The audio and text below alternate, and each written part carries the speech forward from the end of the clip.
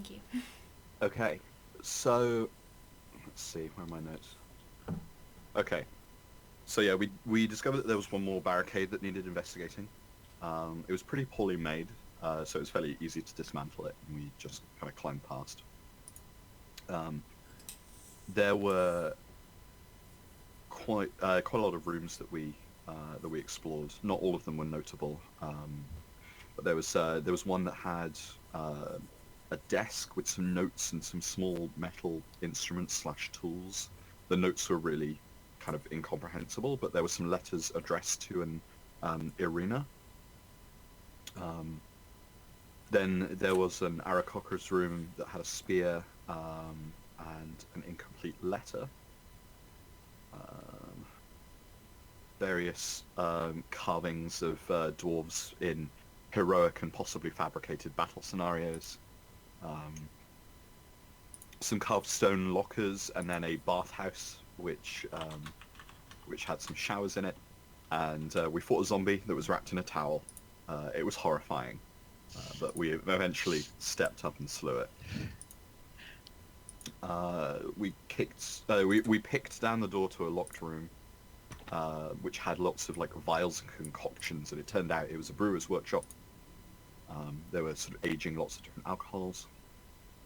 And then we found an odd room which had some furniture that seemed to have some like hidden spaces in it. So there was a table which we lifted the top off, and we discovered some notes with describing some kind of process which we couldn't immediately identify, although I think we have some theories about. It sort of starts with like 1, have the blessing of a god; 2, honor the ones that came before; 3, prove yourself by forging your blade; 4, prove your might by slaying a great beast with the blade; and 5, be deemed worthy by the old ones. Sort of took some notes. We then found a shiny enchanted shield that was hidden under the bed. And then that was more or less it of the notable stuff. So we basically headed back. We asked our admin dwarf to help clear out the bodies, and then we went to sleep. I think before we slept, I cast detect bolts on sort of our various dwarfs, and it seems like they're like kind of optimistic, like things are turning out okay. Although they're a little worried by the corpses, which frankly, I don't blame them. And then we got on the Identify train the next morning when Singebeard had woken up and was ready, and we spent a few hours identifying loads of stuff. So we got loads of like huge piles of loot, including like magical weapons and some rings, so like magical plate mail, like amulets, daggers. We have an instrument of the bards, which is impressive. Well, I thought was impressive. Yeah. And after we'd finished that off, we had a funeral for the dwarves that were guarding the arena. And yeah, that's kind of where we left off, I think. That is. Thank you. Good recap. I approve this recap. So, you, yes, well, we ended off. You saw there were the sound of approaching hoofbeats. And indeed, the humans from Sellwater,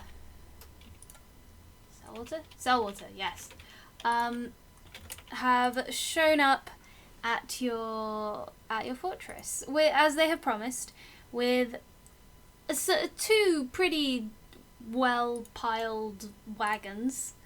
And yeah, they have brought... I should make the wagons bigger.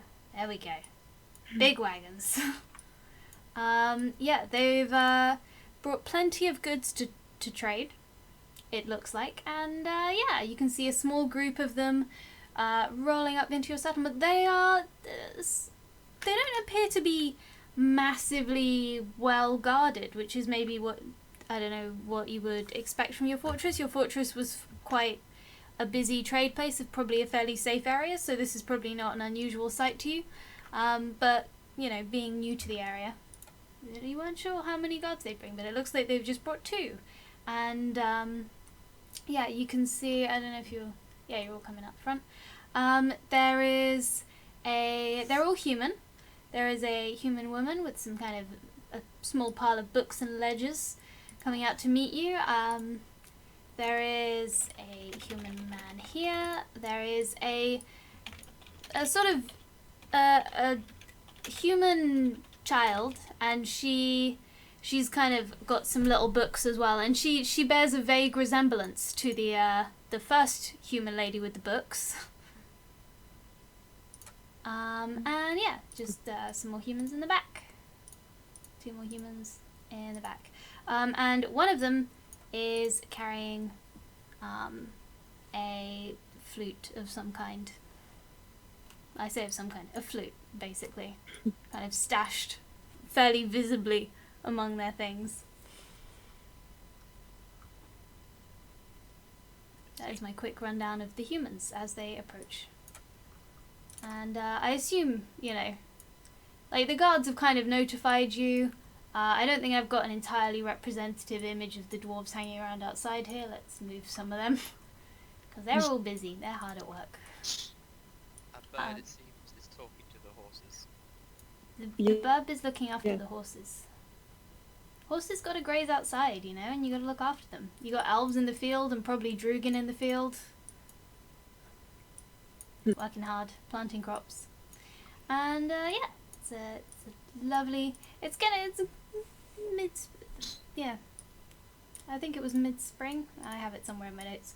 Morning, and they roll up to your fortress, and they kind of stop a fairly respectful distance. They're not going to roll right up to your high-quality makeshift drawbridge there.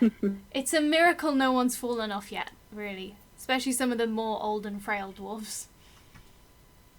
Are you testing our 2 tree trunks lashed together? No, it's high-quality drawbridge.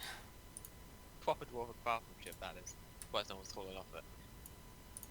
Once someone's fallen off it, that's the christening of dwarven craftsmanship. It's like, yes, this is... Once someone's fallen off it, it's clearly elven influence has corrupted it. Mm-hmm. Right. We should probably meet them outside the fortress. We don't want to bring them inside. Yes, very well. Makes a lot of sense. Okay, I guess we will cross the drawbridge and ideally not fall in. I'm going to assume that it's been long enough. Maybe someone's lashed some ropes somewhere as well. I'm not going to make you do dex saves or anything stupid for that. Thank you.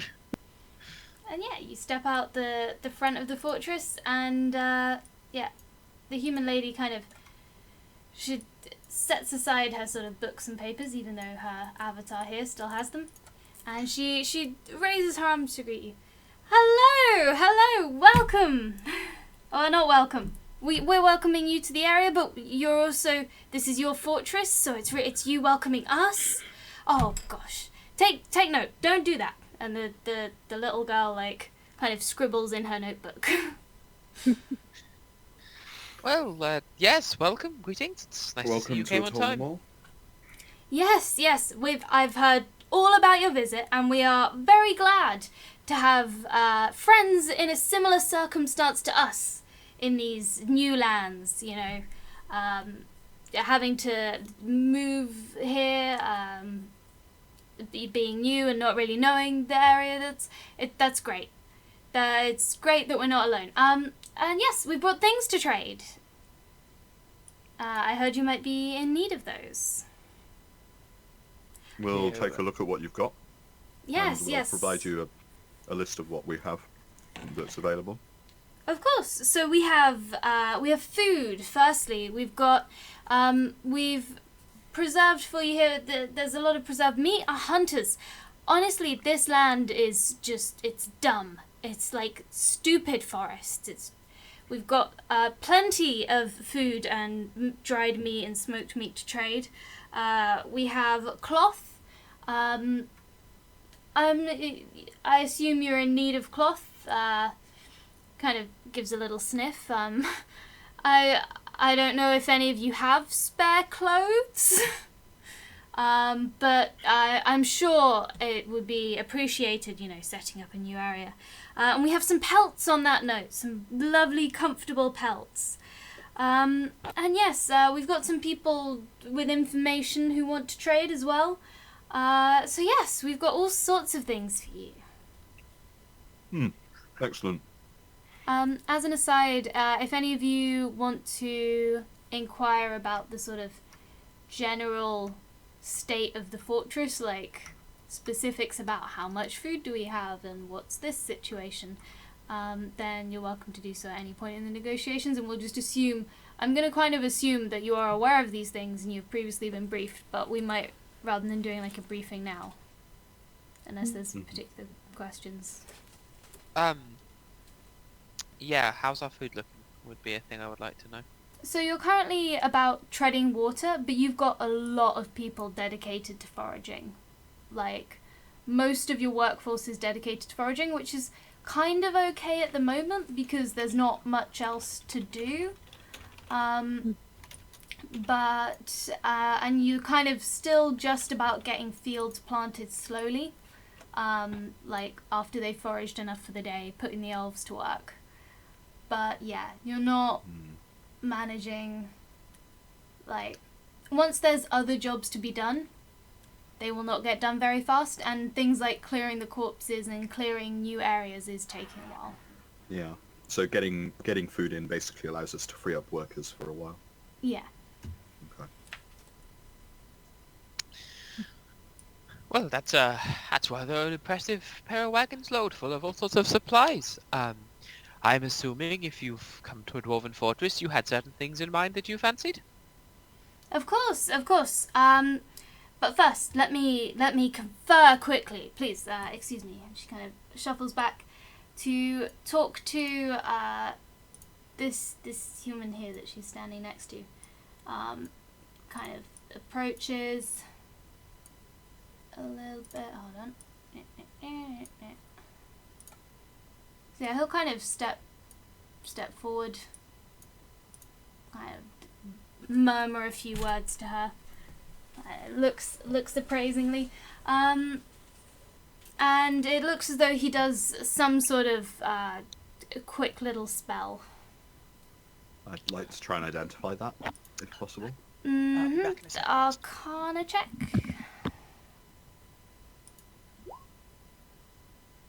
Yeah, he's basically, you can tell because you've done it so much recently. He's setting up detect magic, like Right, you yes, used to of ping course. magic items. Okay, not what I thought it was going to be. These are the nice, friendly humans. They're so nice and friendly. She says, well, obviously, when you came to see us, you didn't really, you didn't have a strong idea of what resources you would have available. But we came over here trusting that you would have them available. I assume you've already been looking through ruins, and if you found any craftsmanship from the dwarves that were already here, we could, I'll confess, we could use more weapons and armor. And of course, dwarven craftsmanship is renowned. And I hear you may have some magical items which would very much be of interest. Well, that seems like a good starting point. We have things you need. You have things that we would like. Let's add a more personal touch to this if we're going to be neighbours. My name's Akeem. Oh yes, I'm sorry. Of course, that's so rude of me. Take note. Don't do that. And the little girl, she seriously makes a note. Hold on. Let me find the name. Oh, what? Sorry. Okay. My name is Fleur. There it is. Fleur. Well, off the top of my head, without looking at a ledger, we definitely have a few suits of armor. Yep. I have a few, I think a few weapons sitting around as well. Ooh, Step There's a variety of furnishings. Step as well. aside! Hmm? I'm talking now. I've got something that I've been waiting to get rid of for years. I would like to present to you this light crossbow A light crossbow. Thank with you. 20 yes. bolts. A light crossbow with 20 bolts. Thank you.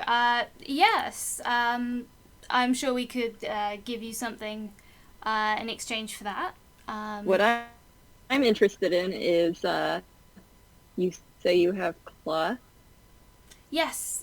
We brought woven cloth of the type you saw in our village. What we're wearing. And Have you got anything in? Sorry. Say again. Are you breaking? Have you up? got anything in pink? We don't really have pink, but it's white, so I'm sure you could dye it. I can work with that. I'm looking for something large that I can throw over something. Yes, we can do that. We've brought large amounts of cloth, and she can kind of, she says, go on, you go show her the cloth. And the little human girl will run up to you, and kind of takes you around the side. Yeah. Of the wagon, where she will pull out some. She pulls out some like bolts of cloth, and she says, "Now for your crossbow, you can have this much." And she shows you kind of quite a few meters of cloth. It's quite a heavy duty like white cloth. It wouldn't be super comfortable for clothes, but it would be functional. It's not like the luxurious silk scarf that you've got on. Yeah, it's quite like a heavy duty white fabric. It should.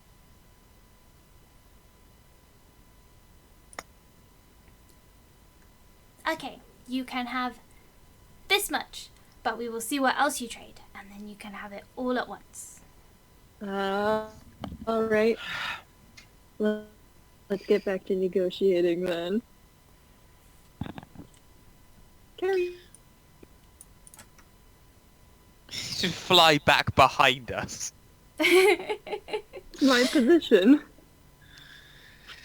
Right. Well, at least you've had a nice sample of what dwarven-made weapons look like. Yes, this is a very nice crossbow, and this is the sort of thing that yes, we're very much interested in. Crossbows are quite useful, whilst not you know, obviously people with more skill are more useful with crossbows, but ranged weapons that you know, people can learn to use are very much of interest to us. I imagine they'll be helpful for your hunting. Yes, definitely. Dora sort of considers for a moment and leans over to murmur something slightly quieter to Akeem. You know, there's a lot of those zombie dwarfs had bows. They want ranged weapons. Were those in good nick? Especially with Singebeard having a little fix of them. If so, we've got a lot of bows. More than we could ever use at this rate. Is there like a nearby dwarf? Yeah, you've got this guy that's watching the. He's still he's one of the ones who's still recovering from sort of an injury during the fortress escape. So he just hangs out and looks after the horses most of the time. I'm gonna flag him down if possible, and just ask him to. If it's not too much bother, would you just pop inside and check the fetch. Oh, what's her name? The woman with the clipboard that keeps track of everything and has outwoven notes. That would be. I blanked. Just, Alright. I have this somewhere. Uram? No, that was the carpenter. I just Stegath thought- was I the have- chef. I just started calling her Stegath Clippy. Don't call her Clippy. She's better than that. It's I've fair. got a document called NPCs, but it's empty. Where's my real NPCs document? Why have I done this? It's weird. I'm Fortress. certain I'd written this down. I will find her name. It's called admin door. Yeah, Uram. Uram. Yeah. Uram. Could you pop inside and go fetch Uram, please? Yes. Hold on. He kind of very slowly, cautiously makes his way across the bridge. Jolly good. Time back to the humans. Well, as we said, we have all sorts of various different weapons and things. If you want ranged ones, we probably have some. We just go fetch the we just sent them off to fetch the person with all the notes and things, so we can give you exact details. Ah, excellent. We love exact details. Make note of that. We love exact details. While we're waiting for her to arrive, would you mind if we inspected some of the food that you have available? Of course. Oh, and I forgot. We've been sent with a gift for you.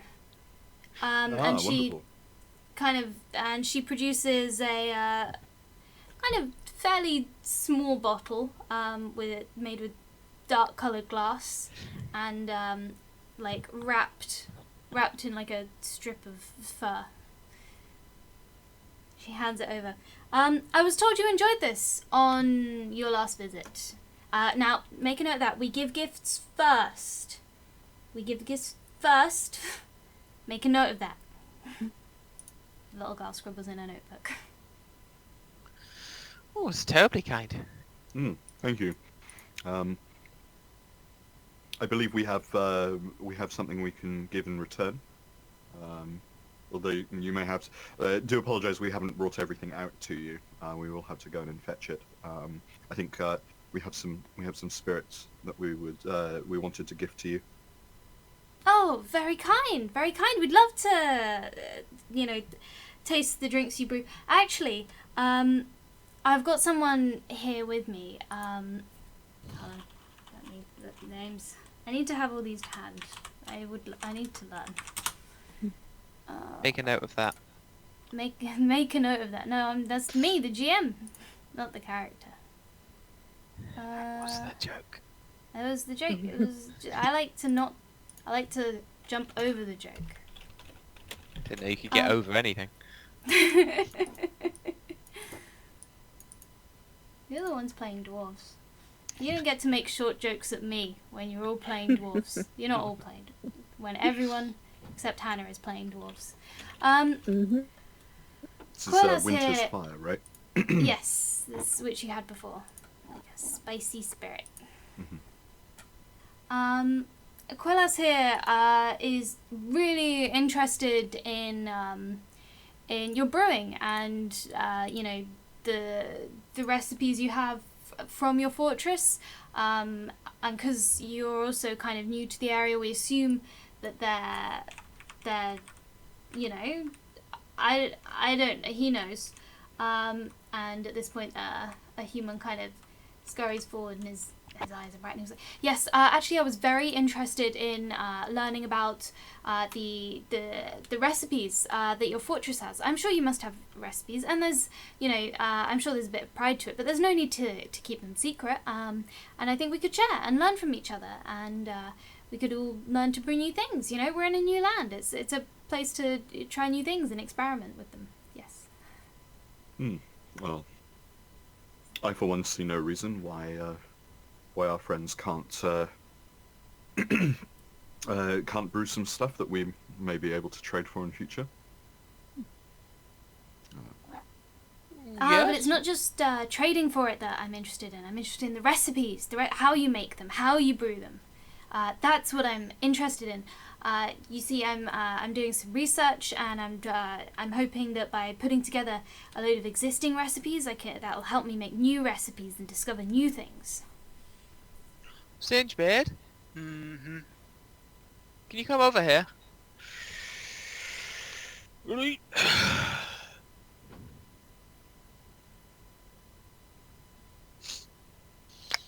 This fella here is interested in all sorts of brewing and making and things. But rather than wanting to trade for some of our meads and whatnot, is curious specifically about the recipe of how to make it themselves. And I wondered what your thoughts are on that. Seems sort of your business.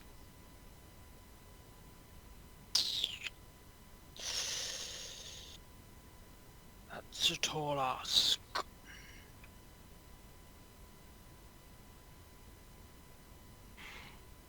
I think what my friend here is saying is that we've only managed to uncover a limited amount of the fortress at the moment, and as you know, we dwarves are famed for our brewing, but also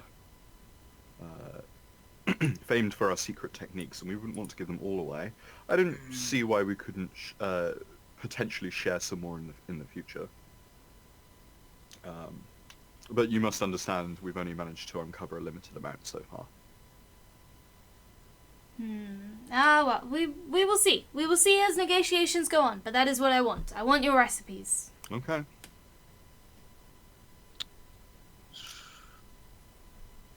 Right. So, shall we take a look at this food you have? Yes, please. Yes, please. Go ahead. We have got plenty of it. And if you come down here to the wagons, you will see. So it's mostly dried meat. But we've managed to cultivate some grains. We didn't really bother with the berries and things. But I know there are some around here that I think are edible, but yes. No, that makes sense. We're able to forage those up as well. Yes. So as you can see, this is, it's been hunted from the forests around here. It's mostly sort of, it's been dried and preserved, so it's all survived this trip completely intact. And yeah, we're very experienced in preserving meat like this. So, you can trust that it's been done to a high standard. Please, feel free to sample some if you need. So yeah, I'd like to generally investigate the food and check it's all legit. Yeah, so it looks legit as far as you can tell. It's it looks like food, and yeah, it's been pretty. It's been like smoked, and it's been pretty well preserved as far as you can tell. Like, it all looks intact for presumably a trip, through the forest to get here. No, that's And yeah, looks like good a lot stuff. of it. So there's enough food here that if you manage to acquire all of it, you'd be able to. It depends, how much you cut down your number of foragers, but it would give you quite definitely a few weeks. Where if you only had like some people foraging, you could get a lot of progress done in the fortress, a lot of, clearing out rubble and bodies and other jobs. And does it look like this cured, dried, smoked meat, etc., like, is designed to last that long? Yes, yeah. It looks as though it's it's been preserved like long term. And yeah, clearly the people that did this is something that they managed to do it on quite a large scale. It's something they've done very well. Yeah, it's something they're clearly kind of used to.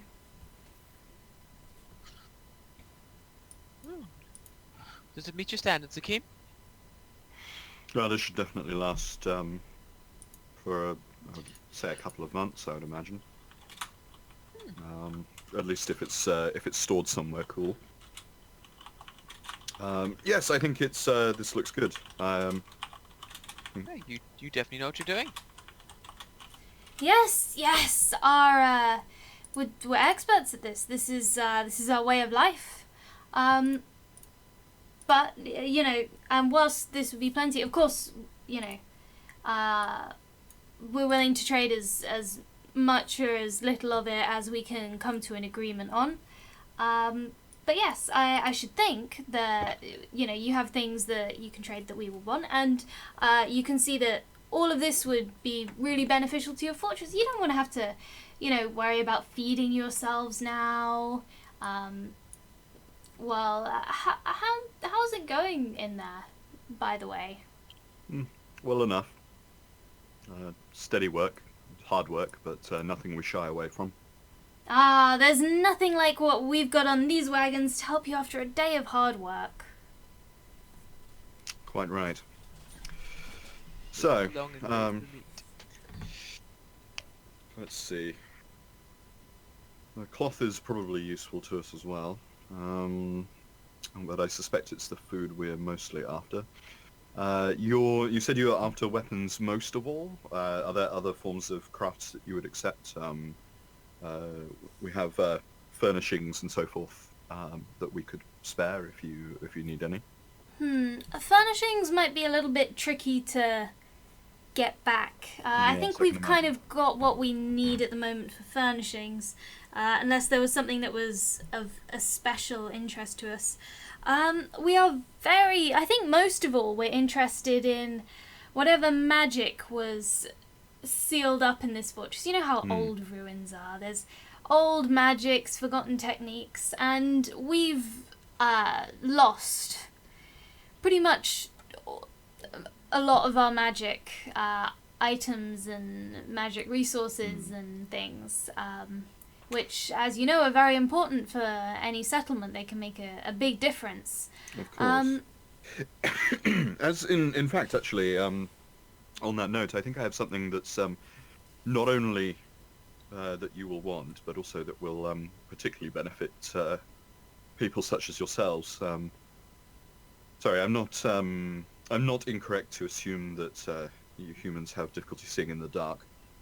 No, you're not incorrect. In that case, I believe we might be willing to part with a couple of spell scrolls.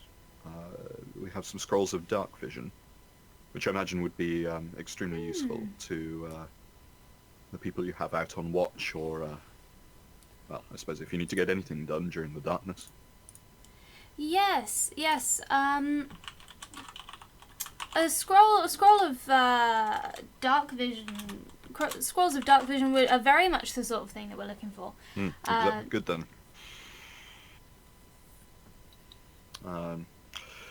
Tell you what,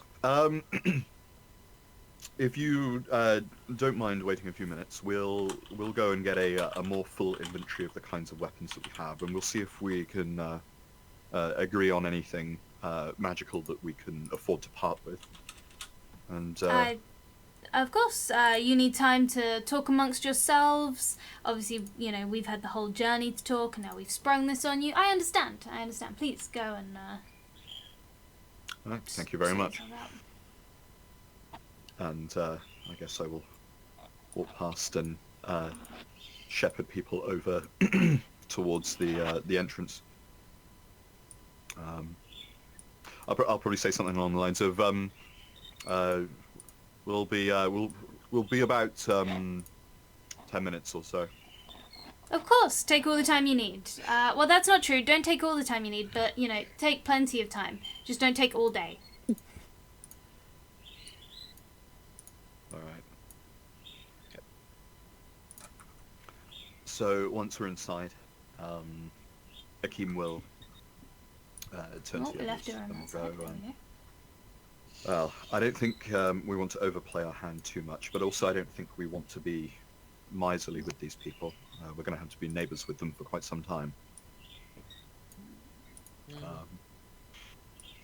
I would suggest we try and acquire all of their food if possible. Agreed. And I see no real harm in parting with some of these weapons that we're otherwise not going to use ourselves. And what do you think, Singebeard? These weapons, I imagine, aren't up to your quality standards, especially after they've been rusting away in this fort for however many years. That's probably serviceable for them, am I right? More or less. Less wear and attack. We're fine. Get rid of some. I suppose that was my only worry. If they've come here and said, we really want all your weapons and magic, it does... I'm hoping we're not arming people that are about to attack us. Ah, we can hold them off. That's Yeah. true. If even if we give them ranged weapons, as long as we can, they say drop the drawbridge, such as it is, we should be safe in here for a while. True enough. So, we can give them all, the collection of bows especially, swords and whatnot from there. What else do we have? Well, there are these dark vision scrolls, which frankly I can't think that we'll end up using. And besides, those are single-use things, which means they'll probably want to come back and get more, if we can imply that we can make them. We've got at least a couple of suits of chain. Do we have anything else?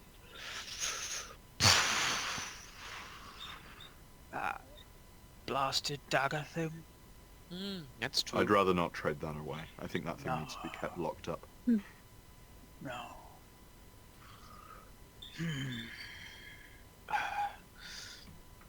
So do we have anything else that we've forgotten? Well, I suppose we've got all that lovely metal, but it's far better in Singebeard's hands than theirs. Yes, agreed. And does anything have anything on them that they'd be willing to part with? I've got some drawings. Well, let's see if they're willing to take those in trade for anything. Yeah. I mean, I've got a spare pick, I suppose, but can't imagine they'd want it. No.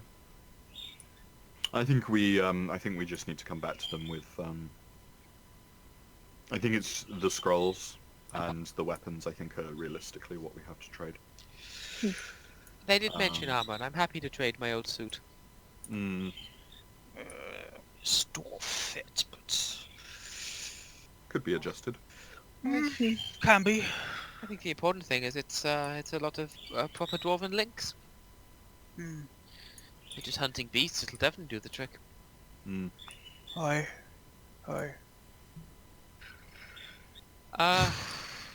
What about you, Iona? Anything you can think of? Well, I got rid of that crossbow I was holding on to for years, so I'm... That was Alright. the main thing I wanted to get rid of. It does occur to me that didn't when Drugan visited, he expressed an interest in different types of seeds. Is that still worth inquiring about? Probably, although Aye. I can't imagine they brought too many of those with them. Yeah, Do you it's think true. they'll have... Sorry, say again? You broke up there. Do you think they'll have... No, sorry, No, didn't hear lost, that. Lost you again?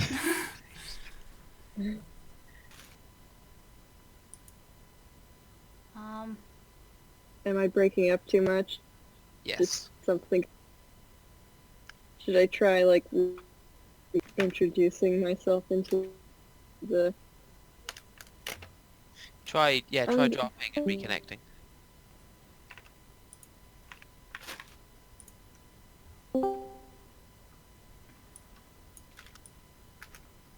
Welcome back.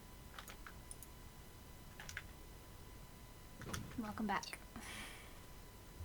Outside the fortress, the human child, Arnie, Hannah's not here. I'll wait till she's back. I'm gonna say you can see from where you are that the human child has begun trading pebbles and sticks and things with the kids of your fortress outside. That's adorable. It's actually adorable. Is the little bird like still flying and cheating? Yeah. The little bird's like sort of flying up into like the trees to get more cool sticks and leaves. Can you hear me better now? Yes. Oh yes, that's much better. It's so frustrating. I just wanted to know if they had millet. Oh, I figured it was millet, but well, we can ask. mm-hmm. You know, I can't see why a lot of humans would, but we can ask. Hmm. Though I imagine Drugan's growing some. I hope so. I think we should probably prioritize the next parts of opening up the fortress for what we can reasonably trade to these people. It sounds from the like of it that they want various items of craftsdwarfship. So we should probably see if we could find out specifically what they're after. We can maybe set up a workshop or two. And also, if they're asked us certain things, we might just help make our decision of which area we're clearing out next. Exactly. Mostly, I'm curious about where this place's forge is. Judging by the state of its plumbing, I imagine they'd have quite the setup. My guess is down by the mines. Mine too. Seems most like. If we can get a forge going, we can have Singebeard make some choice pieces for them. And then that's basically food sorted. Well, mostly. Speaking of food, we should probably eat with them. We don't necessarily need to share. Maybe we should share some of our food, but not a great deal. And I'll go fetch a bottle of spirits to as a goodwill gift. Yeah, it's a shame there isn't a barrel of mead or something in this area. Well, there are, but it'll take a while to drag it out. That's Well, what there I mean. was, but someone drank it. There's nothing in this sort of entrance. I think a bottle of spirit's suitable. That's what That's you what I said was earlier. thinking. Spirits for spirits, at least. Aye. We'll fetch that, we'll eat together, and we'll hash out the details. Okay. Alright, I will head off and get that then. And Hakeem will wander into the fortress to go and acquire that bottle of spirits that he found in, I think it was the Golden Horseshoe? Yep. Go for it. Can we abstract that rather than me wandering Yes, physically through the yes, we fortress? can abstract that. You do this. You have some booze. And then, once you're back, we're gonna head outside, as I understand it? Mm-hmm. Start heading outside. Not walking through the birds. Who left this torch on the floor? Before we I wanna that talk should about it. that should be out by now. I know. Before we walk back outside, I want to cast enhance ability on myself, Mhm. and I'm enhancing charisma. Yeah. Yeah. Mostly because unless that guy has recast detect magic, which I suspect he hasn't, at least not yet, then hopefully he won't notice that I've done this. We shall see. Outside, a tiny burb and a tiny dwarf are in a bidding war over a very shiny stone. This pleases me. Burb may be part magpie.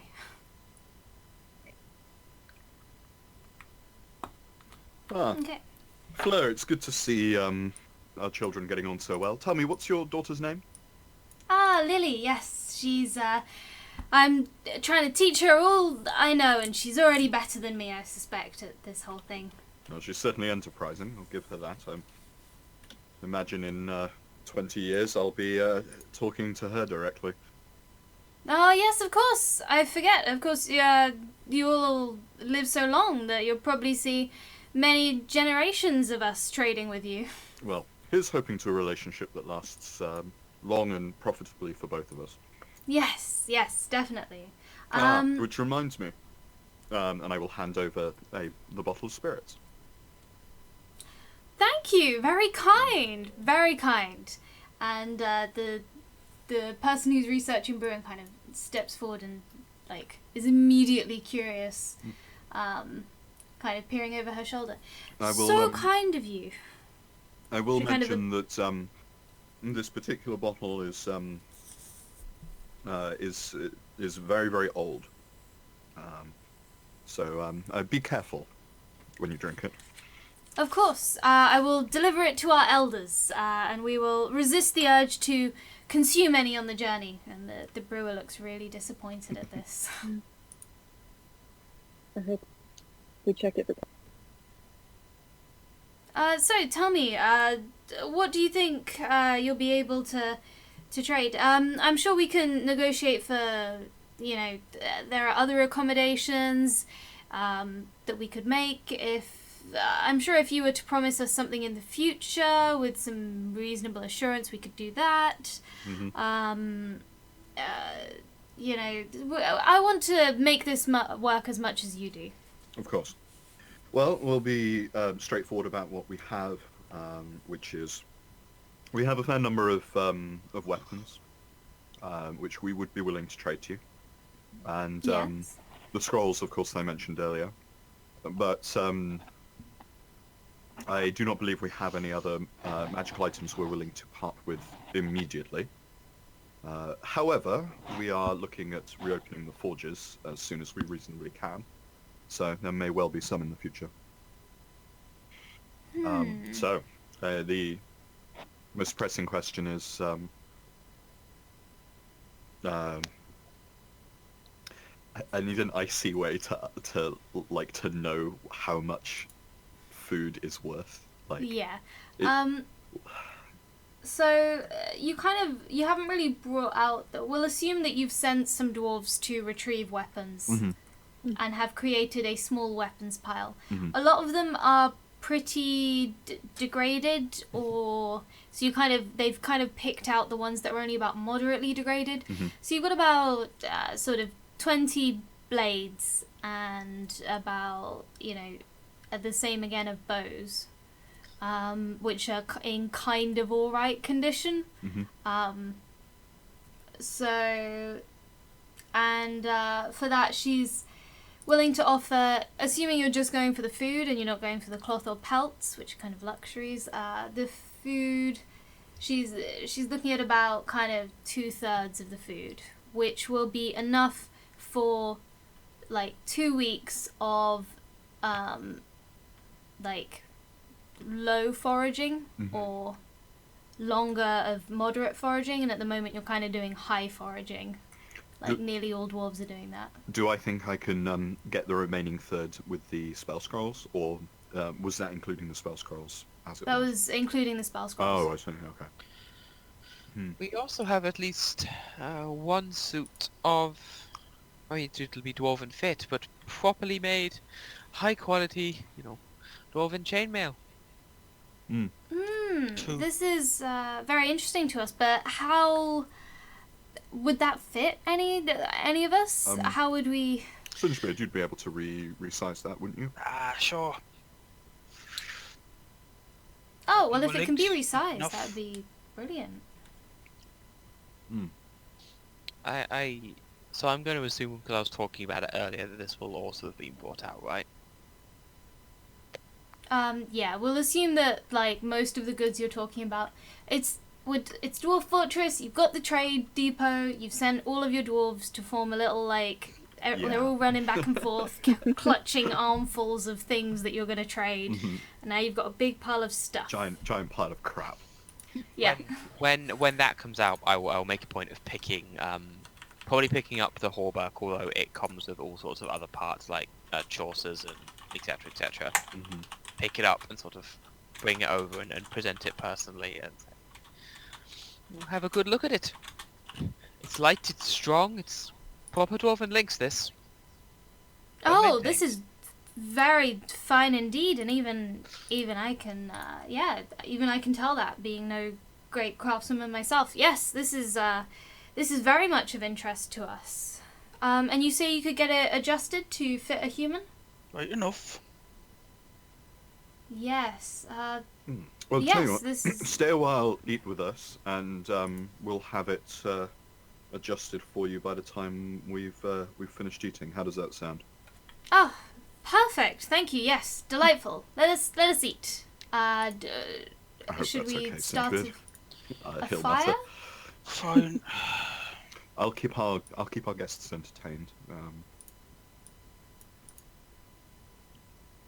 I assume you're starting a fire. Yeah, we'll start a fire. We'll get out some food. We'll get some drinks. And I'd like to start performing songs at them. I'm basically I'm basically gonna see if I can sing to them some like dwarvish classics and hope that they're sufficiently polite that they're not gonna, get arsy if I'm just singing like in dwarfish at them. No, and they seem to enjoy it, and indeed the human with a flute, who's up till now been kind of hanging back quietly, seems to take a great interest in the whole thing. Okay. So I'd like to use my enthralling performance ability, which is after performing for a minute, choose up to 3 humanoids within 60 foot who watch and listen to all of it. So I want to choose Fleur. I want to choose Lily if she's close enough. Yeah, Lily's probably moved close enough. She's And the guy with the taking part flute. in the whole thing. And All the little fortress kids have kind of joined in because there's nice food and singing. yeah. So there's now some kind of auction going on over like a feather or something. They all need to take wisdom saving throws. Okie dokie. What's the DC? I'll do a My GM DC roll. is... That's a good point. My spell save DC is... Why is it not written here? 14. Okay. That was for Fleur, for the audience following along at home. This is for Lily. Who was the last one, sorry? For the person with the flute. Person with the I flute. don't think we got their name. No, you did not. I'll probably ask it at some point if there's an Okay. time to ask it. Do I need to tell you who you succeeded on? Or So that's a good question. Well, I'll put the ability in chat. okay.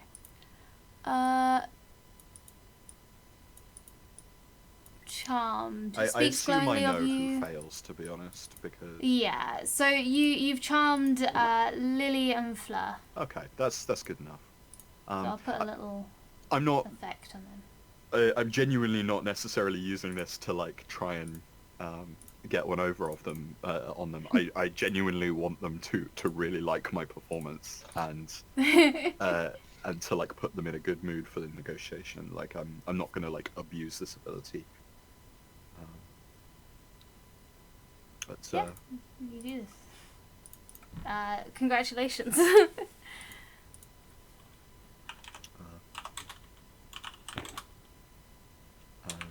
Yeah. What kind of song are you singing here? So I think I wanted to start off with probably a historical song about something that's appropriate, like a dwarven fortress and a human town, like negotiating between the two of them and coming to some kind of peaceful accord. Like there's bound to be some dwarven song that's on that topic, or if there isn't, Yeah. I will take a song that's between 2 dwarf fortresses and like just change the names on the fly.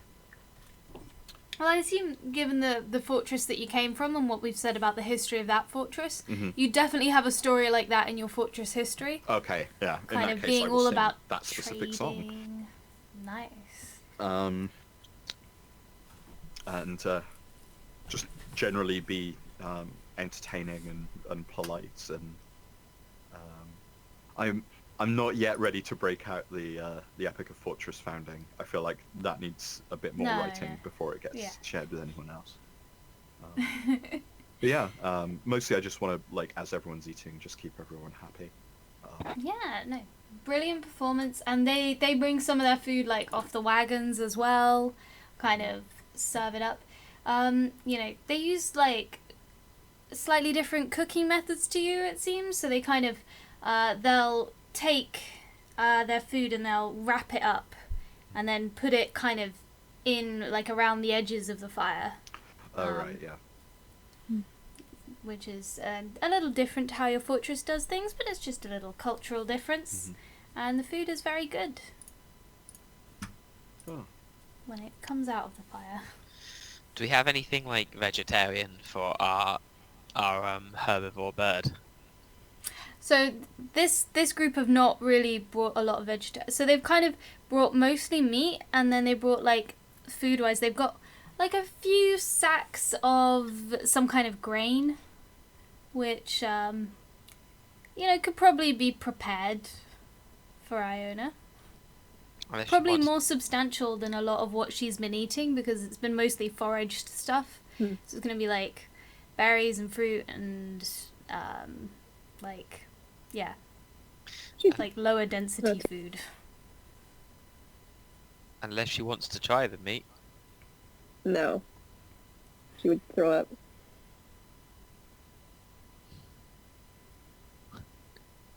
Oh. So we have a nice meal. There's a nice song. Yeah, it's a nice it's a meal. pleasant atmosphere. It is a pleasant atmosphere.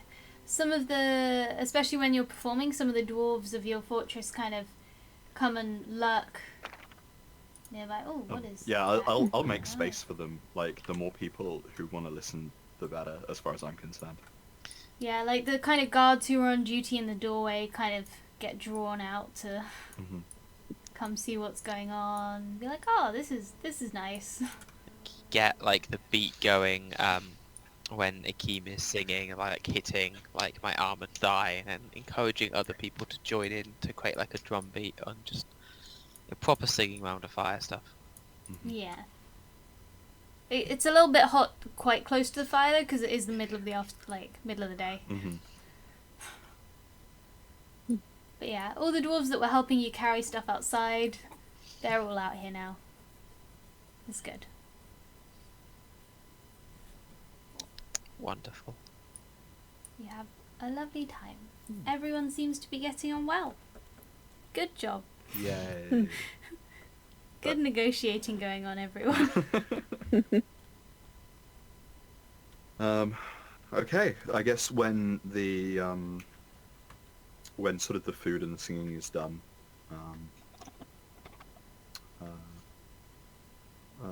I will ask if there's anything that they might be looking forward to trade for in the future. Yes, there's if I can have a word with you quickly. Let me By all means. which kind of takes you aside, and any of you are welcome to join. It's actually kind of stepping away from her lot that she's mostly doing. I think while Akeem does that, I will step up and start striking up notable conversations, and be friendly and encouraging, and like aid this whole distracting process so they don't try and feel tempted to listen in. Yes. You kind of strike up some loud conversations. You probably get Lily involved, Yes. because she's like a little tyrant over there running her little merchant stall. She's managed to get some very shiny little stones off off some of the dwarves that they tend to hoard. There's probably like a little bit of treating Lily slightly like Iona in a number of ways when Iona goes after small shiny objects. Look at all of these shiny rocks. Interesting rocks that I have got. And yes, in the meantime, Fleur will speak to Iona and Akeem and say, just so that you understand where we're coming from, and I want good relations with you. Everyone sincerely wants good relations with you, so I think it's important to know, for you to be here starting a new settlement, I don't know what happened, but something must have happened, and for us, I'm not sure how much you've been told, but Not a great something deal, definitely I'll be happened. honest.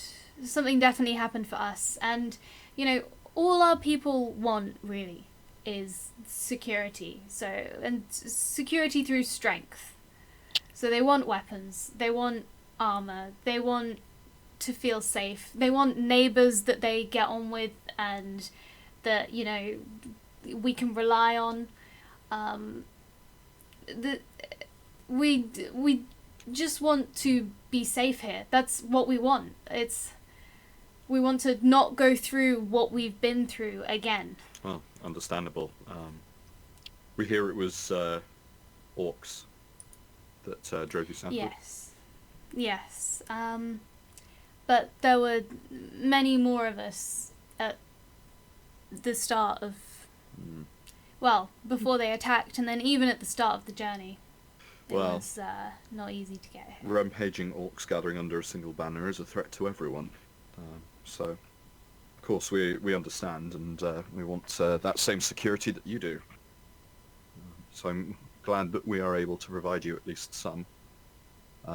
Yes. Of course, once we get the forges up and running, there'll be much more, and of higher quality as well. Yes. That may take some time. I appreciate that. I can trade on the promise of future weapons, but if I come home, you know, empty-handed or with a lot less than I came here with, then they'd have to be pretty steep promises for the others to be happy with me. This is quite a lot of our stored food.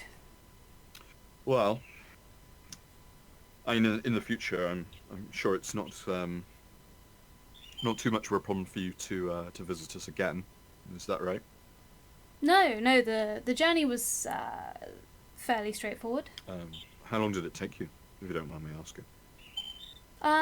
We took a fairly leisurely pace. We set off yesterday. Where did you cross the river with those wagons? We managed to... We went... Hold on, let me check the big map. It was... yes.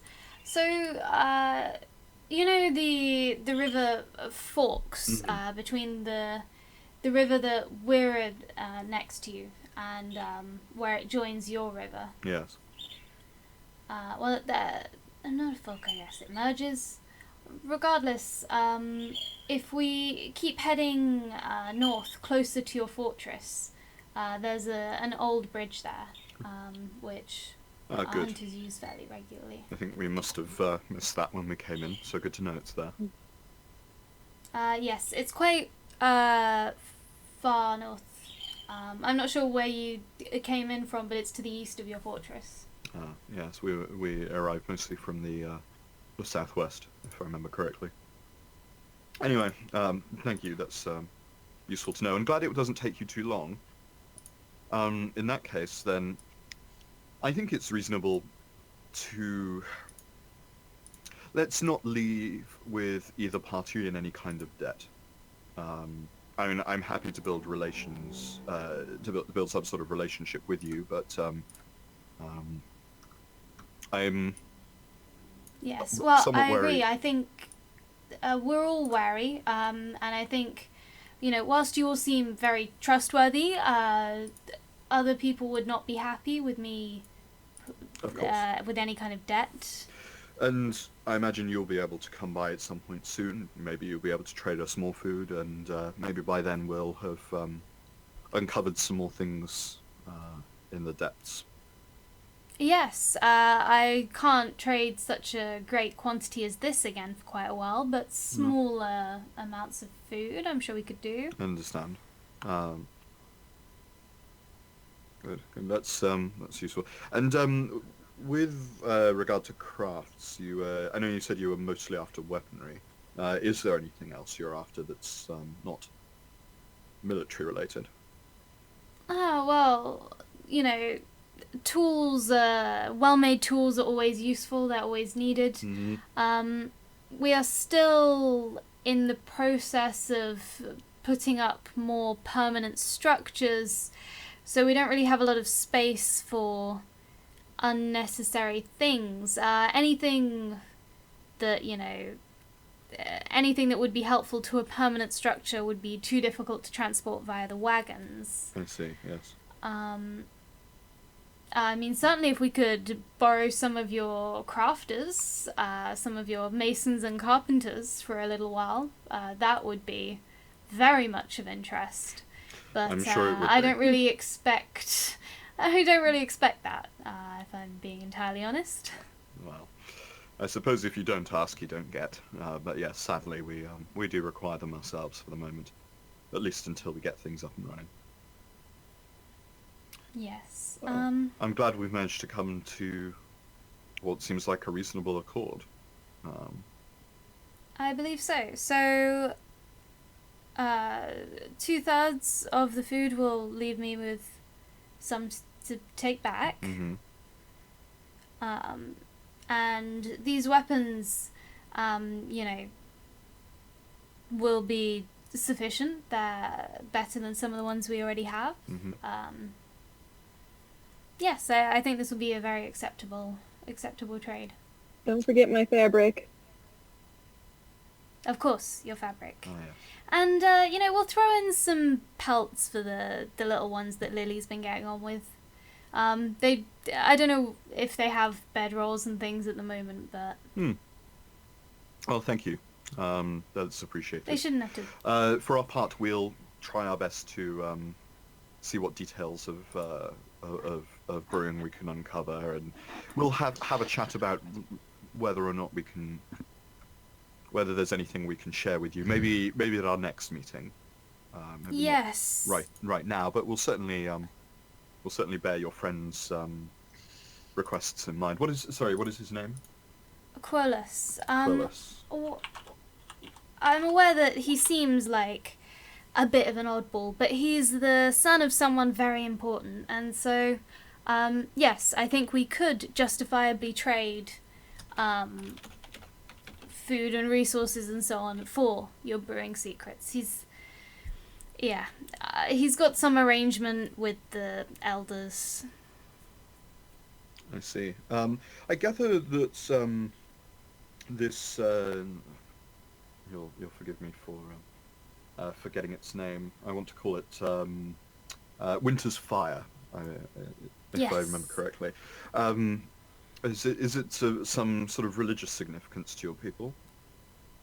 No, but it's significant in that, when we lived further north, we've only had one winter here south, but in the north, when you'd have a few hours of sunlight a day, and it was bitter cold, the winter's fire would warm your heart against the cold if you had to go outside, and many a dark winter has been passed using winter's fire.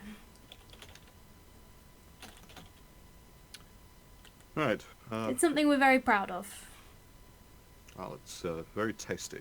I'll give you that. I hope that we're able to provide you with something just as good, if not better. I hope so. I'm looking forward to trying these spirits, if I'm allowed any. Well, should we go back to the others? Unless Yes, there's anything else yes, you wanted we to shall. mention while we're here? No, I just wanted to be frank with you about our intentions because, whilst the others would probably see it as an admission of weakness, and that's bad, I think, we're in a similar place and we could be on a similar page. Yes, I believe so. Yes. Thank you. Right, and I guess we'll walk back over.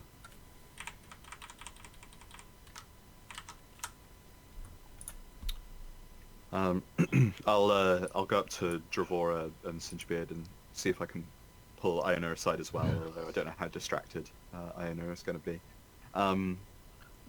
Iona can get involved in the kids' trading if she wants. She's got shiny stones and beads. I just wanted to check with the two of you that this trade seems reasonable to me, but It's fine. anything you wanted to add to it? Did we get anything else for the armor? She hasn't said anything directly yet. Might be worth negotiating with her specifically for the armor as well, just before they leave. As for the rest of the food, I don't think we have anything specific to offer them. She did mention that maybe we might be able to trade on the promise of future goods, but I suggested that maybe they just come back at some point later once we've uncovered more of the fortress, because we might have something more substantive to trade then. I'd rather not go into debt on the first meeting. Exactly. Yes. Not that our word isn't our bond, but We don't necessarily know whether or not we'll be able to honor that word. I think is the important thing. Aye. works for me. All right. I guess we'll go back and finalize the deal.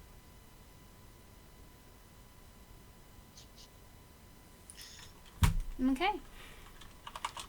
So, to run down the list, you are... No, it's on my other monitor. You are trading a pile of weapons, about 20 blades and about 20 bows, along with scrolls of dark... How many scrolls of dark vision was it 3. again?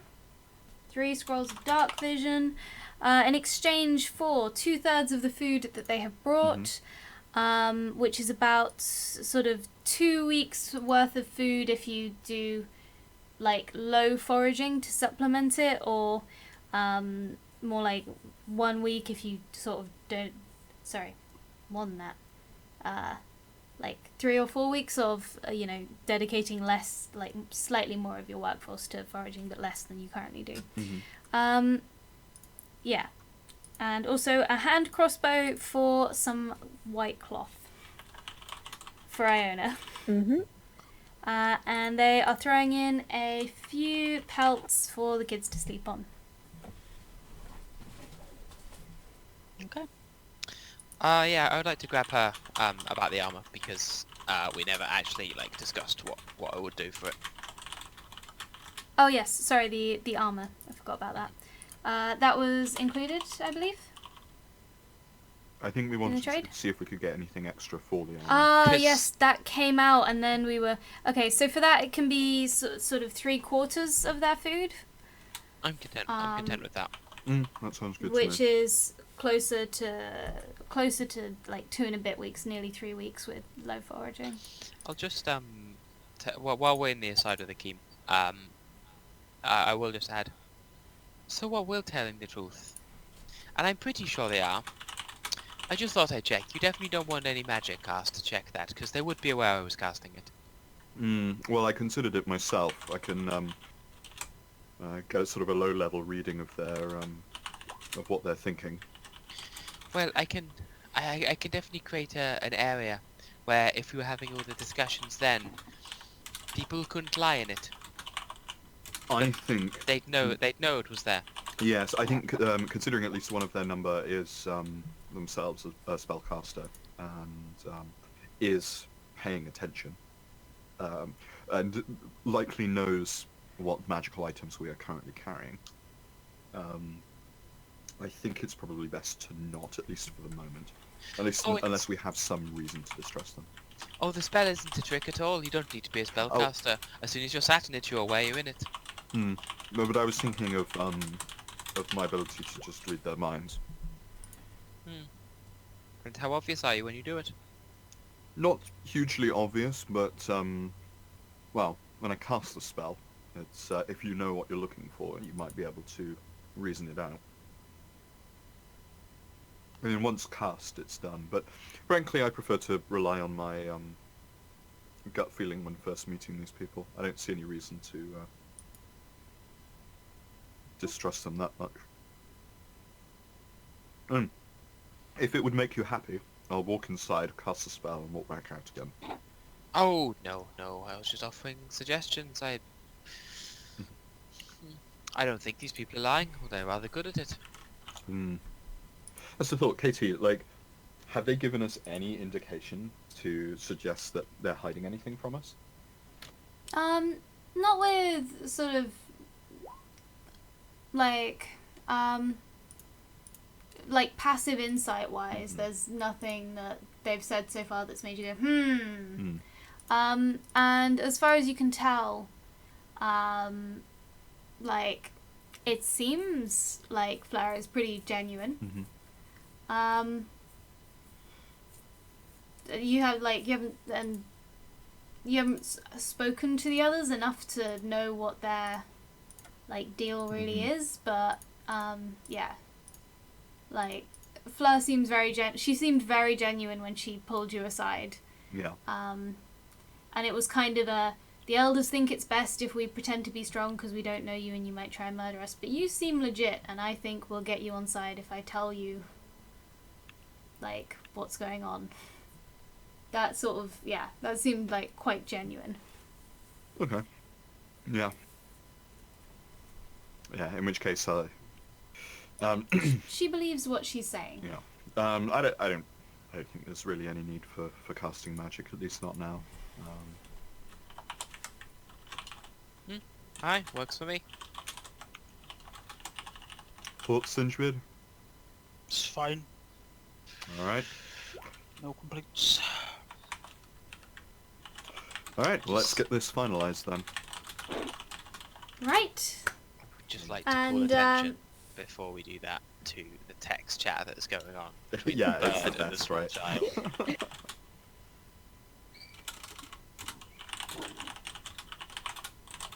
Yes, let's get this sorted.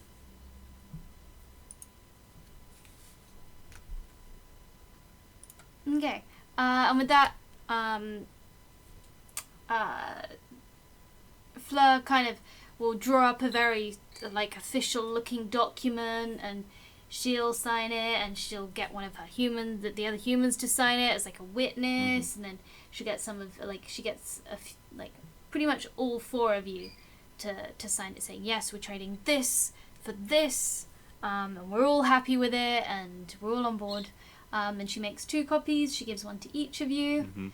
She goes, right, first trade with your new fortress. It's a privilege. We'll get all this unloaded. Wonderful. And by we, she apparently means the 2 guards that are with them. They're gonna do it all. Wonderful. I'll get some dwarves to help bring this inside and make sure you have everything. And I will go and grab Aram and some of the other dwarves and get them, bringing the food inside to store it somewhere sensible. Yeah, we'll flag them down. Excellent. Cool. You do this. Things get sort of shuffled inside the fortress. I believe you're still storing things in the secret room to the left. Yes, I think so. We've like it's basically where the peaky storage area. We're like, yeah, I guess that's a good storage place. I think. Yeah, peaky storage area is just where everything is. I think we may want to revisit that when we get the sort of general residential area cleaned up, and then we might want to move stuff into there. But that's I'd get all the corpses out first. Yeah, that seems like a smart plan. Agreed. Cool. So yeah, it takes a little while to unload it, and yeah, the human guards are helpful. Oh. At least. Your dwarves are fairly useful. With maybe a hint of pride that they're very useful. And when they're needed, even some of the kids stop playing and trading and start actually like carrying a few little bits back and forth. Carefully on the high quality drawbridge, of course. I would like to draw a note to this horse by this bush that looks like it's throwing up. It's just easy.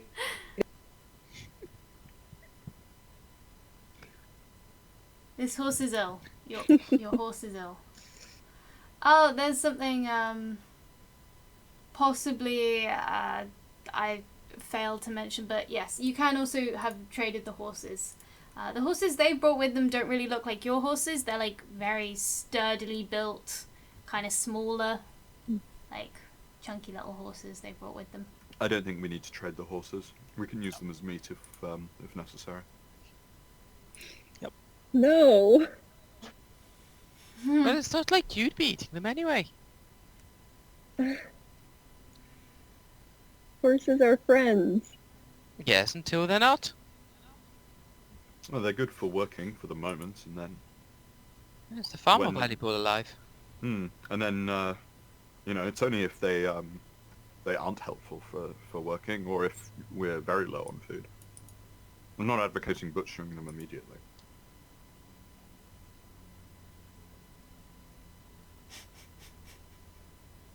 We, Practical dwarves nod. Sensitive bird balks. Which reminds me, I don't suppose we have anybody in the fortress who's good with animal husbandry, do we? Let me check your fortress NPC list. Because actually, that might genuinely be a valuable skill at some point. It's true. I don't think we have anyone with I'm afraid you don't have anyone who was good at animal husbandry. It was kind of like a lot of it was an elf thing. Yeah. And you've only got 3 surviving elves, and they're all farmers. Yeah. So I'm pretty sure our only real wisdom character doesn't have animal handling proficient. It's alright, we just need to wait for an immigrant wave. They come with all Yep. sorts of useless skills. you've got enough knowledge to keep the horses alive, and they generally sort of do what you want when you want them to pull wagons, Mhm. and like they haven't run off yet. So yeah, so I don't think we'll be trading the horses. I mean, our wagons... Do we need our wagons? Might. I don't think we do. I mean, we might need like 1 or 2 of them, but we have 4. It might just be a good idea to trade them, because they can hitch like one of our wagons behind one of their wagons, and they can carry more shit back home if they need to. We could probably trade those 2 wagons for the rest of the food. Or, I don't know, actually, maybe that might be more valuable than the food. Well, I suppose if we... Actually, no. I was gonna say if we go trading with anyone else, but they can come to us, can't... Everyone can come to us, can't they? Yeah, I don't see why people shouldn't come to us. We're dwarves, after all. Why would we go to anyone else? Exactly. So you can trade the 2 wagons, and she will give you the last bit of food for them. So you've got all the food, and it's enough for 3 weeks of low foraging. If you want to quickly redraw the For contract. 2 wagons for a quarter of that food. So wagons are quite expensive, and they're quite difficult to make. They are quite difficult to make. The ones you've got are quite nice. That they've taken you all the way here. Yeah. They're like well made. You know what? I don't think we need the extra food that badly. Okay.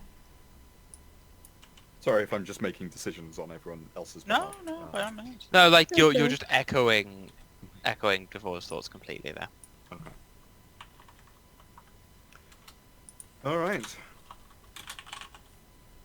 I guess we'll bid them goodbye when they've got loaded up. Yeah, and it's sort of like late afternoon by the time you've got all the wagons loaded securely and they're all ready to go. And it's with fondness that they wave goodbye. The reversing horses, it seems. The reversing horses. Beep beep beep. Horses reversing. Oh wait, they forgot Lily. She needs to Did come. they trade Lily? she traded herself. She's trading everything. Lily's kind of terrifying. Lily's gonna come back in like 20 years and clean your fortress out. I'll arrest her. For legally trading with your fortress. Okay. I don't know if there we Iona go. We're facing the right way now. will be around in 20 years. That's true. How old is Iona? I think she's, I've got it right here. She is almost 6. Okay, so she'll be an old woman in 20 years. Yep. Because they live to about 30, I think. About 30. I'm gonna put these- God, she's sick. She's so small. I'm just pleased that we've met the young girl who, in about 20 years' time, is almost certainly going to be doing that training and just like Yeah. made friends with her already. Well, and I feel we'll still be playing by then. Oh, totally. I don't know. It depends. The pacing of this game could go a few ways depending on like what sort of things you want to do and like if we end up with big time skips. Yeah. Mm-hmm. Because I could see it being the sort of the game where you're like, right, we're gonna spend 5 years building a super fancy temple, and I'm like, right, Mhm. here's the notable events for the 5 years, but mostly you just do this. Yeah. You never really get to play with the long lifespans of dwarves in most Yeah. indie games, so that would be kind of fun. Agreed. Although I Yeah, don't yeah. necessarily want to like make Iona just age out of the game. Yeah. That would be awkward. That's the best passive-aggressive way to make someone change characters. Oh, I'm just gonna time skip 30 years. Oh. Oh no. Let's just remove this gravestone now. She'll have Um, children eventually. Little baby burbs. Mm-hmm. Mm-hmm. Actually, Well, you can count how many burbs you have to pick from. it's true. There's 3 other burbs in this fortress. Are any of them like capable, like physic? Like, are any of them male birds or like by sex? 2. Okay, there you go.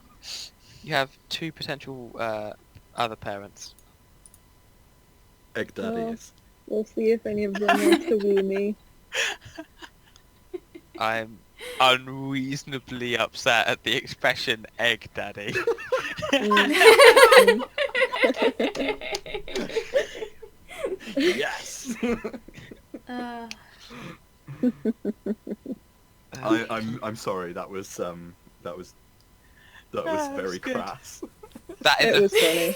that is a 50 DKP minus.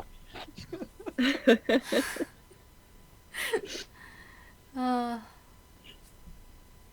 Okay, so this has happened. I think you said it's about the evening-ish now. yeah, so they kind of left like late afternoon. It took a long time to bring all the things out from the fortress and do all the trading, have your meal. Mm-hmm. So yeah, it's kind of getting to evening. Okay. All right. So, what's the plan? Well, it does seem like clearing out more of the fort might be a good idea. Seeing if we can find the forge does seem like a priority at this point. So Only we sort of take should without it. some of the dwarves who are foraging and get them clearing the western blockade. I think so. Yeah, that seems reasonable. And then, in the meantime, while they're clearing that, should we scout out, see if we can get a look for any more local landmarks? I don't know if we necessarily want to go and visit the elves, but that bridge, for example, might be useful to know where it is. Alright, It's not a bad idea. sure. Probably in the morning, though, right? Oh yes, not now, not right now. But it's going to take a while for the blockade to be cleared, I imagine. Oh, definitely. Last one did. Mm, But you have more dwarves to dedicate to it now. that is true. So that's a question. What sort of proportion of the food are you going to be using? So at the moment you've got probably, can't remember exactly how many dwarves. Yeah, so at the moment you've got, out of 15 not sick or injured adults, you have about sort of 10 of them gathering food, and then like a few on guard, a few tending to the ill, and then only a few of them able to clear. Mhm. You could make the food last for about 2 weeks and 4 days is what we have. If you only sent maybe like about 4 out to forage, so only a few out to forage. Or you could send like a medium amount, but less than previously, and have like a decent amount of dwarves to dedicate Well, to the mine, and it would last about 5 weeks. if we're doing nothing else, I can take care of that myself. That's true. I think one of the questions we need to work out is, I'm going to go grab Drugan, actually, and I'm going to ask him, Drugan, how long do you think it's going to be before these farms start bearing us something we can eat? Well, because you're not entirely sure about the soil. He's not entirely sure about the soil he's working with. It's like kind of a new area. But probably not until midsummer at the earliest. Alright. Plenty of months. Well, my gut would be we split the difference. Some moderate amount out foraging, get them clear, and once it's clear we can always send a few more out. Yeah. How long you reckon it'll take to clear? It's hard to know because you don't know the depth of the blockage. The last one with just a few dwarves, I'm trying to remember, I think it took a few days. I think the real problem is if we've got to wait for nearly 3 months before we start getting any food from these farms, and we only have just over a month's worth of food. I tell you, it's fine. Okay. Were you saying that any day we're I'll not make out? a point. Claps hands, rubs it together, and I'm casting create food and water. Shiny. Do it. I have created 45 pounds of food and 30 gallons of water. It's bland but nourishing and will sustain up to 15 humanoids. Useful. Oh shit. And you can do that Twice. twice every day. As long as I'm not doing anything else and don't need to lose... So it sustains 15 humanoids for a day? Yep, for 24 hours. And I can do it twice a day, as long as I'm not using my third slots for anything else. One short of covering the population of your fortress. I know. Yeah, but that's including kids, right? Yeah. Kids I mean, can't that's afford kind of portions great. to If, make that, it go. if that's what we've got available to us, then fuck it. Nobody Yeah. has to go foraging. I can do 30. I can do 30 people a day, assuming the steeds don't need anything. They take extra. But They're grazing Yeah. at the moment, they're fine. I mean, to be honest, just do the 15, and then we can just start working through our food supplies slowly. Because That depends they'll last months at that rate. You know, I have one thought. Mm-hmm. Just because I don't really like the look of eating something with no flavour for 3 months. Has anyone capable of making it a bit nicer? I am. Okay. Oh. You know how meat's supposed to taste, right? I'll figure it out. Encouraging word. Oh, these are gonna be the best sausages ever. Well, Iona's not going to want you to eat any meat with the sausages, so she's It'll taste going to delicious, throw out all the promise. meat. I made it better by getting rid of all the meat. it's basically appearing like, bland but decent sausages. That's just Melstrom's fault that I always. Yeah, I pick know. kind of It's my brain went quarter straight of there as well. It's a like giant tent of sausage. sausages.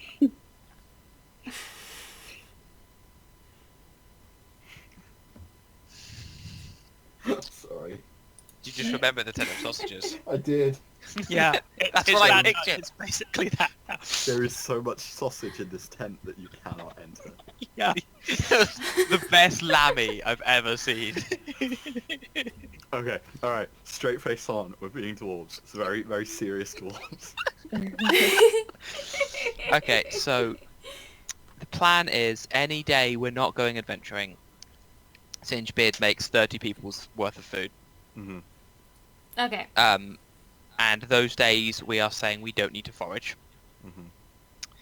Any Okay. day that we might do adventuring, and Singebeard Then wants to I'm preserve his spell I'm slots. probably going to be switching my spells Yeah. out. but then we can actually use the fortress's proper Yeah. food supplies. Okay, so basically it's not going to be people foraging either way. Yeah. Because You're going to either use food supplies or you're going to have Singebeard create food for everyone. Obviously, we want to work through the perishable stuff first.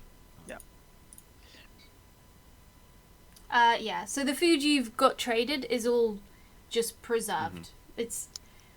I'm not going to give you a specific time limit because the time limit's probably farther than the time it would take you. It'll take you to eat it all, so it's preserved. Yeah.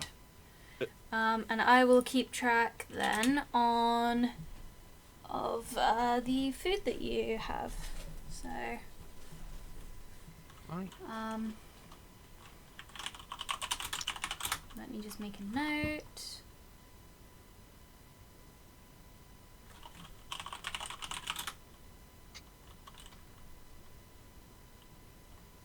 Thanks for eating like delicious cleric burgers.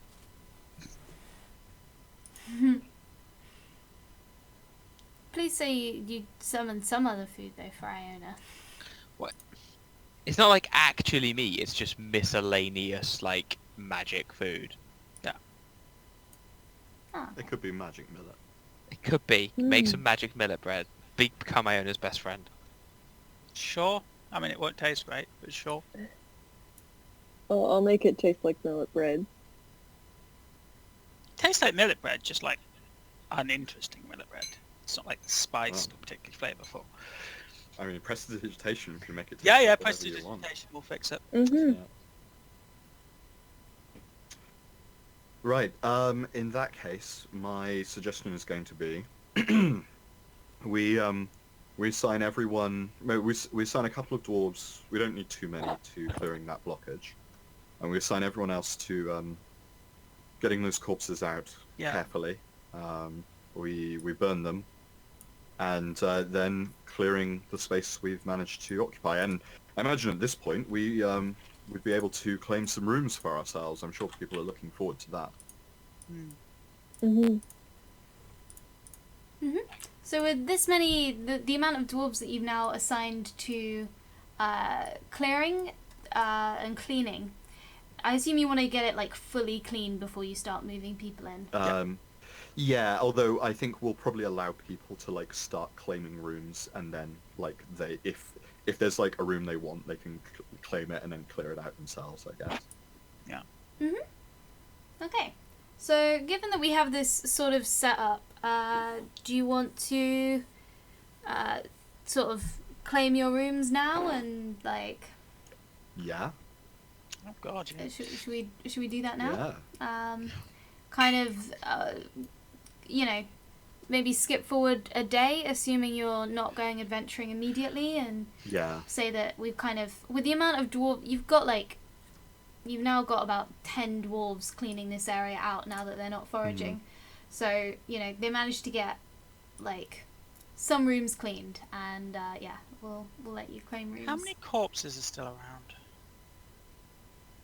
The corpses are gone within the first day Yeah, of having all thought those so. people on it, because, I mean, there are quite a lot, but there's not some kind of astronomical amount, Yeah. Dwarves getting a few out between them an hour. Wait, I know which room I want. Where are you? Which one of these are you? I think it's this one. I can't can't for the remember. life of me remember. Katie, which was the that one? one Is it is- this one that has all of the books in it? Yes. Yes. All right. I remember where the nice rooms were. There was a point where there was super fancy rooms that were around. They are up and to the right. Fancy rooms are, that's where you are now is fancy rooms. Yeah, they're around these ones. Let's see. How do I put text on the map? There's a painting. Aha. Oh, I see. text. There you go. Now I need to like ask Katie like which of what's in say this room.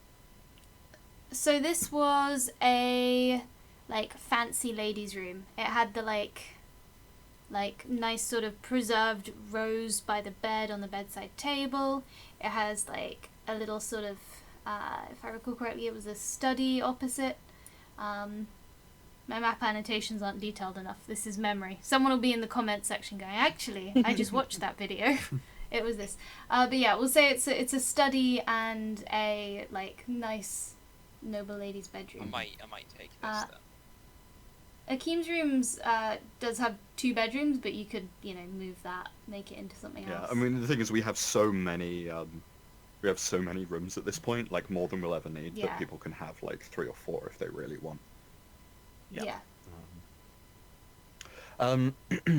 Katie, you mentioned, I think it was last week, that you might be able to reveal the bits of the fortress we've explored now. Yes. Is that a thing I you're mean- okay doing now, or is... Yeah, I can try and do it now. I will need to play around with it, Sure. though. Because I'm a little lost. Yeah, Yeah. we can all look away for a bit while you do that. Okay. Just in case you spoil. So, can you now see anything? Nope, No. Nope. can't see shit, Captain. Cool. Well, that is not what I intended. Well, stop looking at the bathroom then. So what I could do is I could permanently... Okay, turn this off. Try again. I could turn off dynamic lighting temporarily Mm-hmm. whilst you're just hanging out in the fortress, and then when you do the dungeon bit, I could turn it back on. Okay. Is that likely to... That's not likely to spoil anything for us, is it? I don't believe so, Okay. as long as I do this sensibly. Moon. What? Oh, what? don't look, don't look, don't look. Okay, not looking. I'm not looking until you tell me to. Okay. I'm not on the tab because we said we'd look away. Okay, you can look now. It shouldn't be spoiled. You might see that you can see random objects hidden in the walls. Mhm. Mostly it's a lot of and- blackness that doesn't go away anymore. Yeah, I'm not seeing it all lit up. Ah, I'm oh, seeing God. the same as I was before. Oh god, if I scroll... Yeah, like, it's- mouse Oh, wheels, oh, The yeah. lights detached from our Oh. characters. oh dear. like, I can see everything, but Do like... we need to refresh, you guys? I'm gonna refresh the page because that's also happening. Alright, for I'm me. gonna refresh. Okay. Let's find out. Okay, so we're saying it is Katie's Yeah. the villain of our story. Wow. Yes. Thanks. Oh yeah, it looks fine now. So yeah, I can. Oh, so shit. if we can Is switch everything? between them, Oh yeah. I can reveal everything. When you're not doing the dungeony stuff, and then I see it all. hide it again. God, I see during more the than I wanted dungeony to. bits. No, we've already explored that bit, that's fine. Yeah. No, everything we can see we've explored. Mm-hmm. Wow, that's... It's a big place. Including this mysterious blacked out area over on the right here. I thought it would be more obvious once the whole map was revealed. Okay, so... Oh. As a It's fine, it's clearly just not been it's just plain rock, right? It's just they just forgot to Yeah, excavate that there's bit. nothing there. It's a structural pillar. Yeah. Sure. Okay. It looks really nice looking Okay. like this. And then all across here. This is all map. Yeah, that's how like the loot area. Oh, it's so nice looking at it like this. This is super Ta-da. pretty. I know. It's nice for the dungeony bits to only see Oh, a yeah. bit at a time. But the map does look like quite nice if I say so myself And altogether. it looks like a Dwarf Fortress map as well. Yeah. With the 2x2 rooms that are just all in the same configuration. That's just wonderful. It's like some proper prison architecture right there. Hmm. That's what that reminds me of. The like minimum size rooms just to No one has accidentally tried to claim the tavern as their room. Oh I yeah, was hang on. considering it. I'm gonna note down some of the things we've encountered. Yeah, let's actually. yeah. let's So take I a chance to can do that. send some of the GM notes to the like non-GM layer if you would like. Yeah, it'd be good to get a few notes. Things like, so yeah, just put them on the map layer. So there's the shrines. You know what? I will delete this then if you're doing that.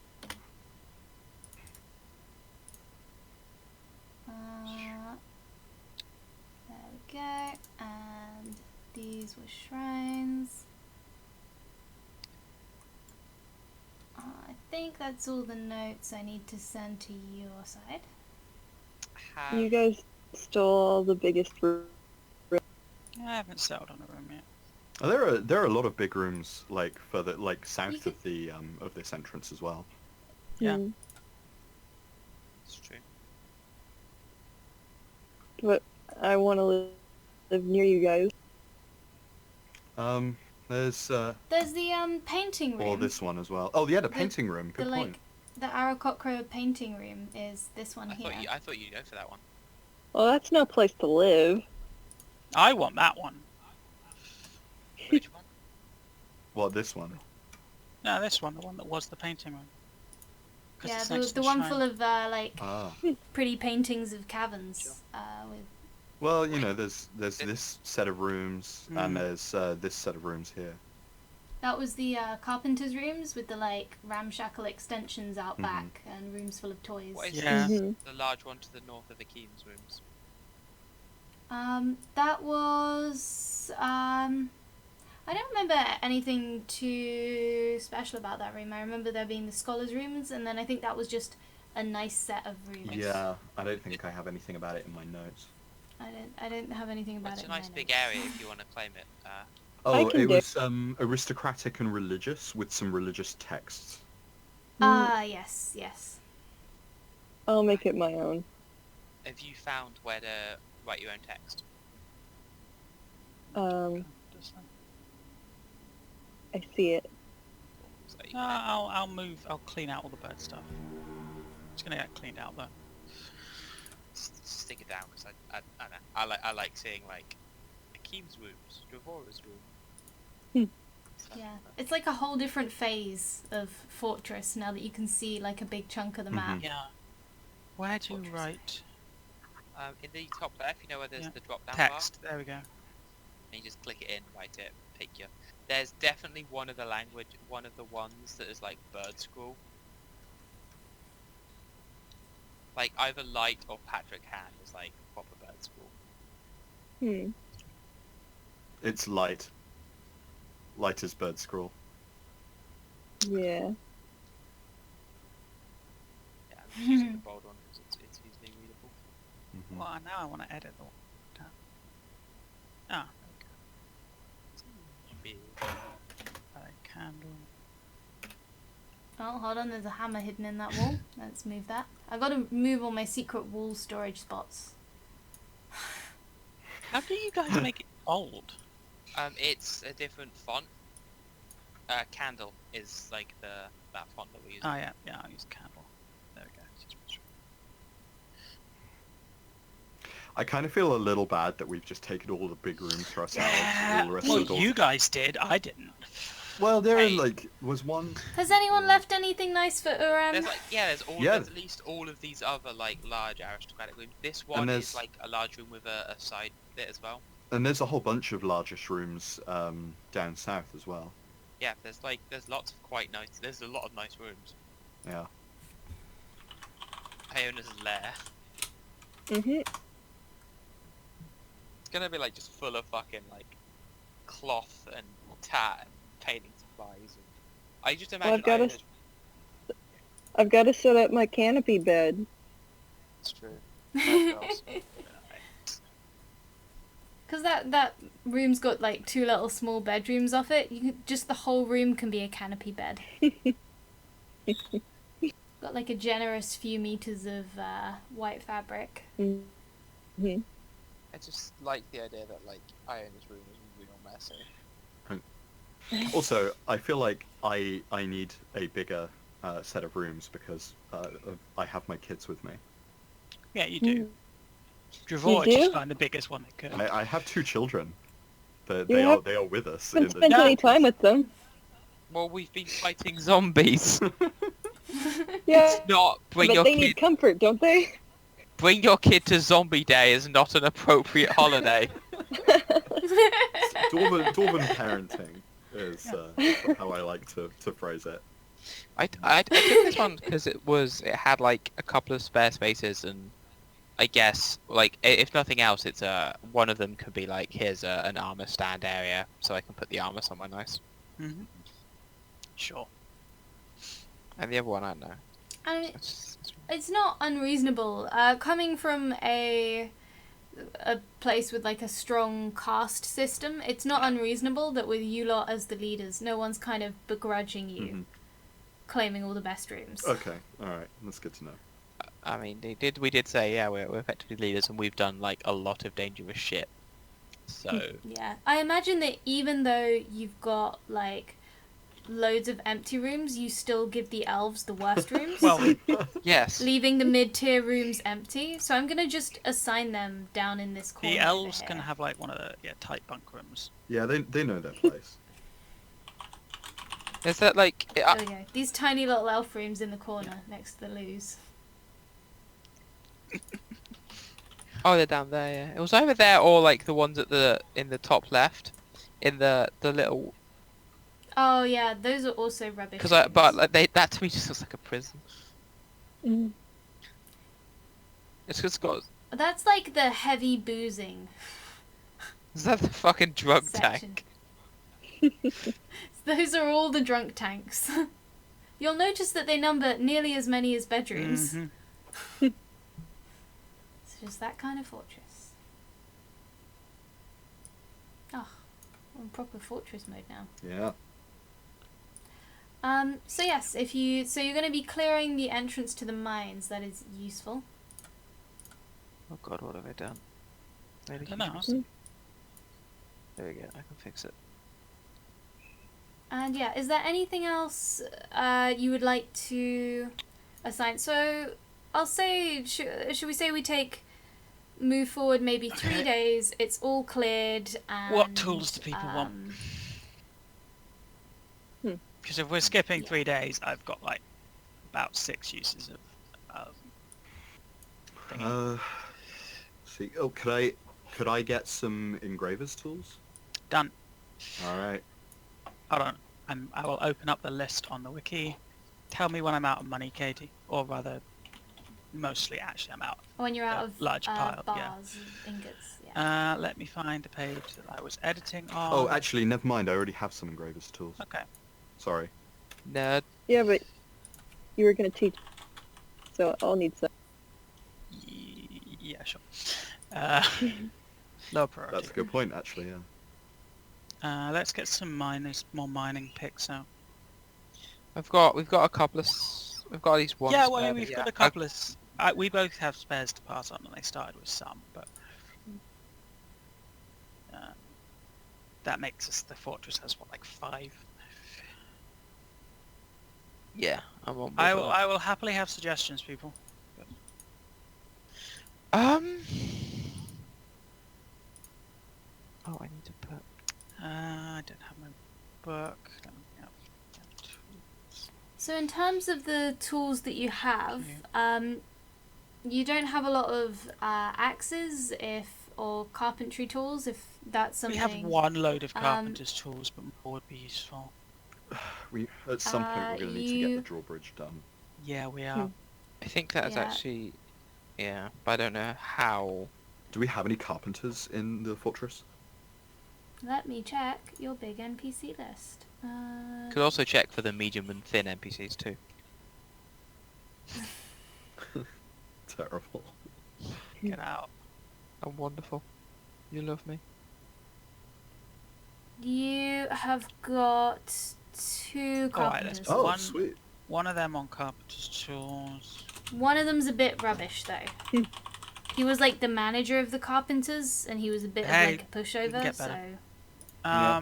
he, We have one set of cook's utensils. Probably don't need another one. Do we have it? Yeah. Do we don't have any masons? Do we? yeah. And it's kind of like you can if you let me know what I have mason's fortress tools. kind of fortress tools you produce. I'll keep track of them. Oh, I'm keeping track of like them. I the have a page on the wiki Oh, that okay, you've got that's doing tracks divinely forged items. nice. No, I don't have Perfect. Mason's tools. I'm getting some fucking Mason's tools. The farmers would also probably make use of more tools. Yep. That, I think, is a good set Yeah, there. I'm gonna get. Yeah, that's Mason's tools. I have no idea how much farmers' tools are worth. But let's make 4. Yeah, let's make 4 times farmers' tool. That's about right. Right, that's one for Drugan and the 3 Alps. I would like to bring attention to the sub-naming in Dravora's room. I will have a look in a minute. Study lol.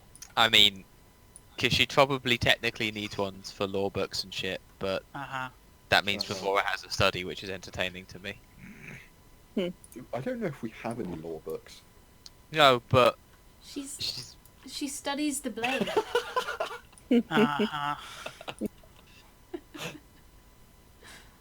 It's gonna be empty rooms. I love the idea that Dravora's study is legit, just like an empty wooden table and some like empty bookshelves with nothing Yeah. on them. it's legit. I picture there, like, there's a little desk in there, and probably like that's about it. There aren't like books and shit. There's maybe like I guess in previous Fortress there would have been like letters of petition and stuff like that, but not so much the books. Or like there were books that have just not been opened because they're like a lot. Like it's aware that she should have a study, but is not entirely sure how a study operates. Mm-hmm. It's like someone has described the principle of a study, but you've never been in one and has built that. If that makes sense. It's fine though, it's fine. Okay, where the Oh, I know what I'm doing. Prepared. Items list, because, well, there isn't farmer's tools, there will be things like shovels. Yeah, like, I think you can just...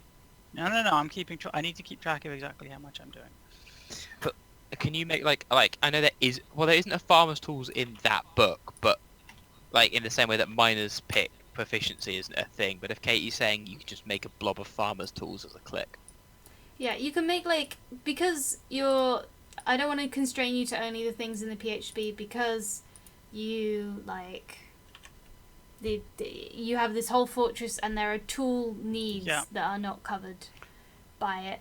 And if you just kind of maybe tell me, like, a gold value of farmer's tools that you're making. I'm trying to make 4 Like sets, but I'm trying to work out how I can work this. I don't have my book in front of me. This is annoying. I know exactly what page I want to be looking on the book. Like, I'm okay if you, like, leave it for now and I'll we'll check resolve it later, or we'll make an estimate and just go with that. Right, I know there is a shovel item. How much do you cost? You're not going to tell me how much it costs, are you? Of course you're not. It's like 2 gold P for a shovel. A pitchfork.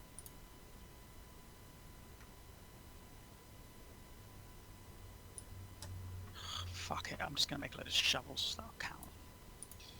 Yeah, we'll just choose a reasonable approximation. I'll round it up to 5, which will include shovels and additional things. I've also realised that both of my kids are older than Iona. Yeah, that's not exactly hard. I'm pretty sure Lucy's older than Iona. Yeah.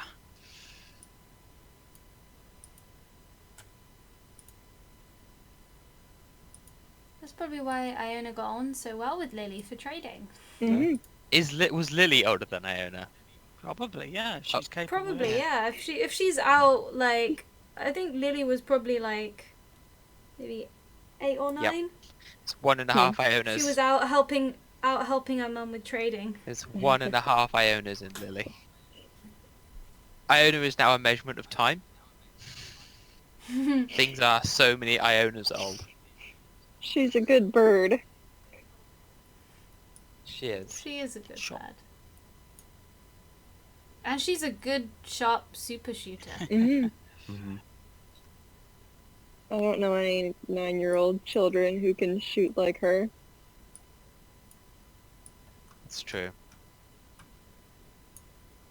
Yeah, let's I call did- it out 4 gold pieces each, because that'll bring that up to a nice round 90. You done doing, like... Yeah.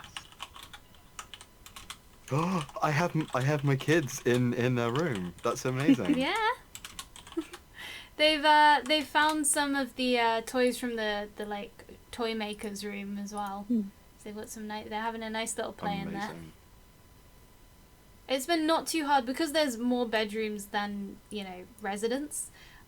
You've kind of, I assume, needing fires and things, you've burned some of the more broken beds that were made of wood and kind of moved everything around, rearranged all the furniture as appropriate. I have gathered anything that has any kind of writing on it that nobody else has jumped on, and have started hoarding it in my study. Unfortunately, the brewing notes are already being hoarded by a brewer in your fortress by the name of Istik. That's fair. He's hoarding your brewing notes. But besides that, yeah, you can gather. Room with desk.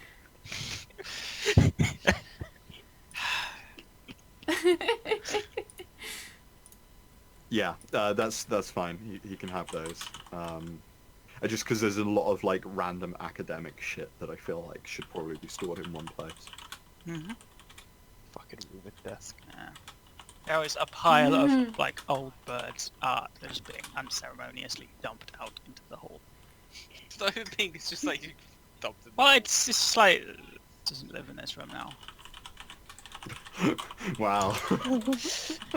Imagine like Iona's just kind of like derping around and just looks out into the corridor and it's just like, what? It's starting to get broken. It's just been like, don't need that, don't need that, don't need that, don't need that. Like, I want a bed and a few things. It's probably going to move like much closer to the forge once he finds it. So I'd it's like like to- a temporary. Yeah, you've got... and you've got all the paintings in there. That's what I You're said. gonna- They're getting dumped out. Ah, They're being okay. placed. You down. take the room... You take with the room with the paintings so that you can dump them Yeah, out. he wants the room next to the shrine, so the paintings are getting kicked out.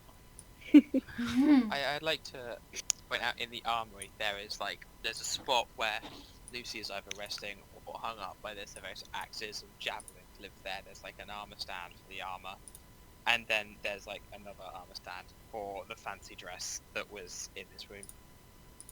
Because you said there's a fancy yeah. dress, so that lives in the armory Yes. next to like the plate mail. Does the fancy dress fit you? Okay, you said it might.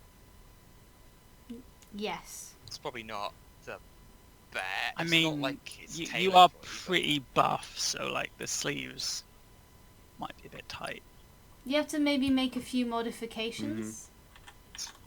It's I said she's not worn it yet, but she put it. It's like it's next to the plate as like a thing.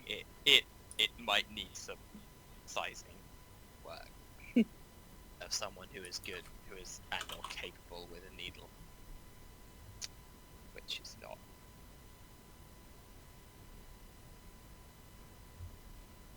Just like the idea that it's in the armor, personally. It's a different sort of armor. Okay, so I think we've got a handle on which rooms everyone's picking and how they're setting them up. Mm-hmm. The kids' rooms get beds, but the adult rooms do not get beds. I only cared to furnish the kids' room. Fair enough. They got their little friend over to play. Aww. The only baby bird. The only baby See, bird. you know, if you guys had bothered to give your characters children, then Katie would be paying more attention to your rooms. I have a burb, Everyone okay? has theirs. It's true, we have a kid. You can all have beds. Yay. Put them. Does your bed go in the? Oh no, that's Ah. moving. Ah. Don't do that. Earthquake! Correct. Is Trevora's bed in the armory or the room with desk or the room in the It's middle? in the room in the middle, probably like at the back, on the back wall. No. It's fucking earthquakes. Dangerous Okay, I'm work gonna shifting stop with the furniture. earthquakes. Yeah. That's Iona needs her fancy bed. Mm-hmm. Is it have you been able to fully construct a proper four-poster bed yet, or have you got two beds and pushed them together and then like put some sticks up and draped some cloth over the top and then like that's a four-poster bed? That sounds more accurate. I assume it goes in the nest, right? Of course. It's just like the entire nest is actually just bed. There's Yeah, nothing you just else. have one bedroom That's- and then yeah, just like that's- 2 open areas where she's just like, this is mine. It's got a giant bed in the nest that's wall-to-wall nest, and then like the other areas are just like mess and stuff everywhere. She's not that messy. Okay. And why do you need 3 rooms? Because she's a bird and she needs to have a good, strong nest for her instinct. Sure. So you're saying you want them, is why you need them. Yeah, it looks good. It makes me attractive. To one of those egg daddies. Well, they're the ones I've created who a have to woo, monster. but Would you like a bed or just a nest? she wants a luxurious bed. Luxurious bed. Okay. It's got the RimWorld mod that lets you set like build this, but like automatically dismantle and rebuild if the quality is below X. Oh, I assume just like raiding the other rooms for the best bed, Mhm. like early on. Of course.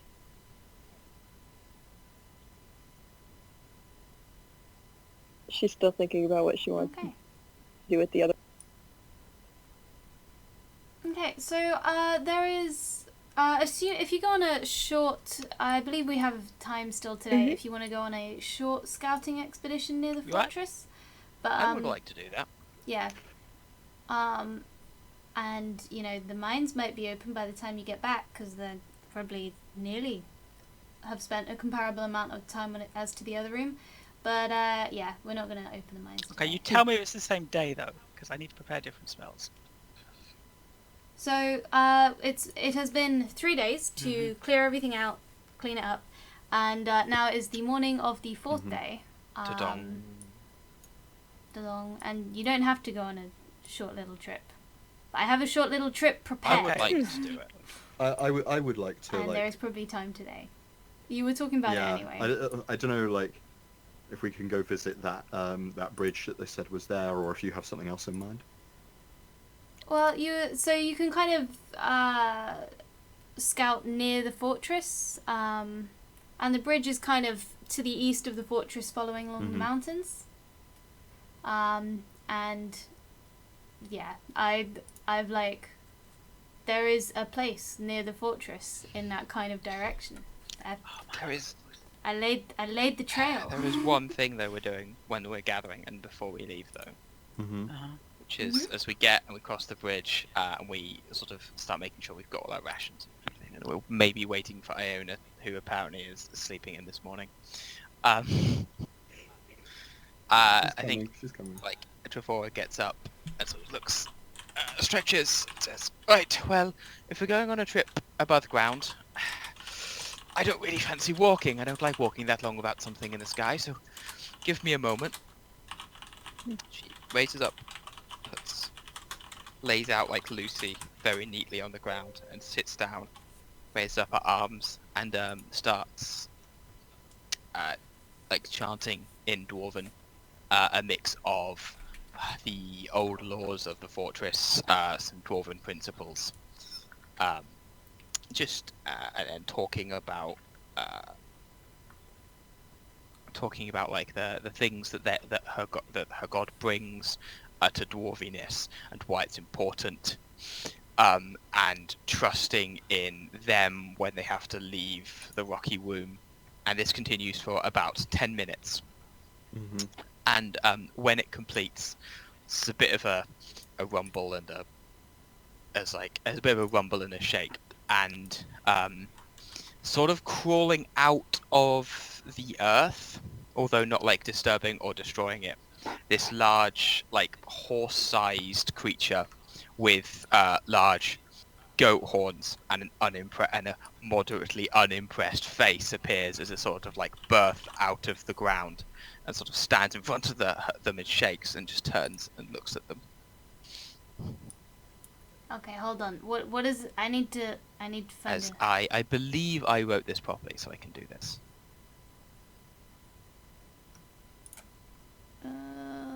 Find. It is posted in the chat. It is a lot of text. Okay, but what you see something. So, as previously discussed, I'll be using the warhorse stats. It just is. It's basically a warhorse, but it looks a bit like mountainy and dwarvish in that it's got, as I said, like sort of like more like goat-like face. It's got some goat horns. Just like a general like mountainy, hardy, goatish appearance to it, but while still being a horse. Like it's not actually just a giant goat. Is this horse acceptable? Yes. I know it looks much smaller than the other dwarves, but it is technically a large-sized creature, so it takes up a 2x2 spot. It's a two-headed horse I found. Why is there a two-headed horse? Alternative horse options. There's this horse. This horse. Ooh, I like that one. We'll go for, It's like kind of like chunky and looks like it is appropriate for riding. Keep it a little bit of a chunky horse. Okay. Here is your Excellent. horse. And It's a new friend. I will give you. for your benefit, You have control of the horse. if Celestial, Fey, or Fiend, I refuse to have a Fey as a dwarf, even though Fey is the neutral option, and the dwarves are neutral. Because I'm not having a Fey on a dwarf, because that's just wrong. You want it So- to be celestial. Yeah, it'll be a celestial horse. It has intelligence 6. It is capable of understanding dwarven. When it is within a mile of me, it can communicate telepathically with me. But like anyone that speaks dwarvish to it, it will understand it fully. It's not like speaking to a dog. It fully understands the language like you're speaking to a person. It obviously cannot speak, although it can whisper into my mind as much as I can whisper into its mind. When I am riding it, I can choose if it's operating as a controlled steed or an independent creature. I think that's mostly it. Oh yeah, it's basically a celestial thing taking the horse. So feel free to roleplay or instruct or be my horse as much as you require. Okay. I will have control of the horse. You can move the horse and stuff though, for my own sanity. Oh yeah, absolutely. But yes, I will roleplay the horse. Like, with you. like I'll probably do it as well. But if you want the horse to do something, absolutely feel free to, because it can talk too, which is fun. Well, in my mind, it can't talk out loud. But there's now a horse that has been birthed from like the rocky mountain ground.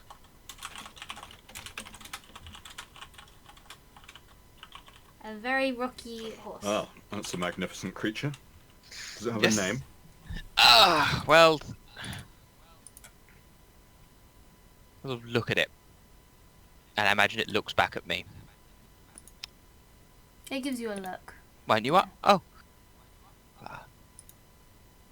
I will ask the horse. Well, what is your name, seeing as you've come? Do you want me to Name my horse for me, because it already has a name, because it's a pre-existing creature. It's a sentient animal. Ah, It's only got 2 int less than me. it's a clever Yeah, horse. it's an angel that looks like a horse. Hold on. If I was paying attention, I was going to name it myself, but now it's more fun to do it this way, because I'm a bully.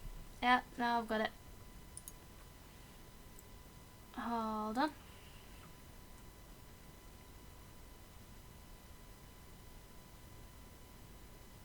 Its name is...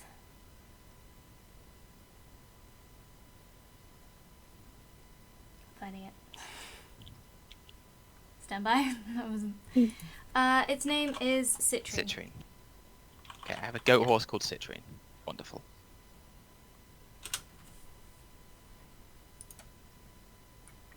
Thank you. And then I'll turn as it says that, and I'll say, well, he says his name is Citrine. It says. Yes. Cool. But he'll understand you if you talk. He'll understand you if you talk to him. Mm-hmm. He can't speak back, but I can translate. Sure. Hello. Like, get up on with a bit of effort, haul myself up onto the back of the horse. Can I ride? There's only really room for one up here. You have Aw. wings. See, exactly, you've got wings. But it's Ugh. Oh, fine, you're light enough. Just for a bit. You might not like it. Or, I guess, offer a hand and put you up, in front. And just let You you, don't need to see. Citrine is displeased. You're heavy enough in your Yeah. plate. I feel like Iona weighs nothing. That's Oh, that's true. Maybe Citrine doesn't notice the extra weight compared to the weight of you in plate Yeah. armor. mm-hmm. Tiny burb, Yeah, whatever. okay. And on we trot, I suppose. Shall we? Yes, let's get on with things. So the resolution's completely different on this map, so you have to zoom Oh. way in and then zoom way out when you get back to the other one. Oh my. Oh yeah, yes, we're back on to the this overland map. Yeah. Oh, yeah. God, this is really big and it's disconcerting. I just made it excessively big just in case. You're not gonna Hmm. explore it all. I was just like, if the players decide to just pick a direction and walk in it for weeks, Would we do that? sure, there'll be map there. Well, No, now I don't think this group of players would, but I didn't write this game with you lot in mind. I was like, this is a game. Mm. So I like to have backups because I've had groups before that'll just pick a direction and walk in it just to see Mm-hmm. if I've put anything there. Wow. You made us care about the fortress I know. too much. I know, this is a cool fortress. Why do you want to leave? So yeah, if you were sort of foraging around, moving around to the east, you do come across. You should be able to see. There's a little bridge. Oh, that's your text. Oh dear. Hold on. Let's put that on the map there. Move your little blob along. So yeah, you can kind of follow the mountain round to the east, and you do indeed see a very old looking bridge, but sturdy, kind of constructed in that out of that sort of that archway. You know when they make an archway out of separate blocks and it's really strong, clever architecture thing. You know what I mean. Physics. Physics. There's a physics arch, and it is made out of sort of a similar stone to the stone you would see in your fortress. It's not a particularly fancy bridge, and just a little bit further on from it, you can see a small path kind of cutting up into the mountains, like a really tiny, precarious, barely there set of stairs.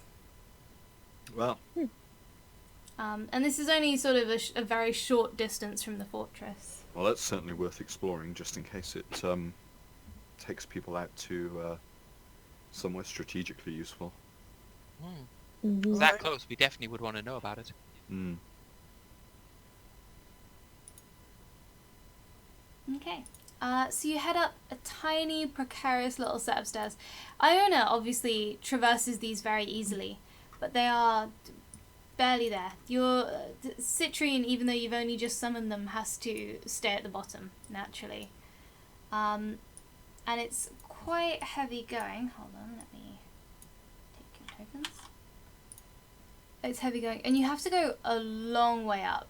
This is a multiple hour climbing project, and it's not exactly fun. But yeah, after a fair amount of climbing up these very narrow stairs, you can't imagine that the stairs were ever meant to like allow a significant amount of dwarves up them at once. But you reach a small little building, and it kind of opens up into this little leveled off plateau on the mountainside. And you sit and rest, and you can see the massive distance that you've climbed to get there. You've got this nice little view of the area around you. You probably can't see much further than I've already marked on your map. But yeah, you can see the river stretching off to the south, the other one going to Sellwater in the east. And actually from here, with Iona's eagle-eye vision, she thinks she can see a building on this mountain here. This, the mountain you can just see the edge of that the river runs from, that goes past Sellwater. That's far. That is far, but you've got special super eyes with your glasses. So. Wow. Yeah, you reach the top. Yeah, this large plateau with a fairly small building built into it. Crumbling now, exposed to the elements, fairly ruined. But yes, a neat little shrine. Interesting. It's not made with the same craftsmanship as your fortress. This was probably, dwarves were involved in the construction, but not necessarily very invested in the whole thing. You find, so it's a little ruined building, and you should all now be on the map where you can see it and have control of your characters. Is that working? Good. I love it when that works. God, zoom out. Yeah. Yeah. Yeah, I need to fix the resolution on that world map. So you see the like blue bits all around the inside?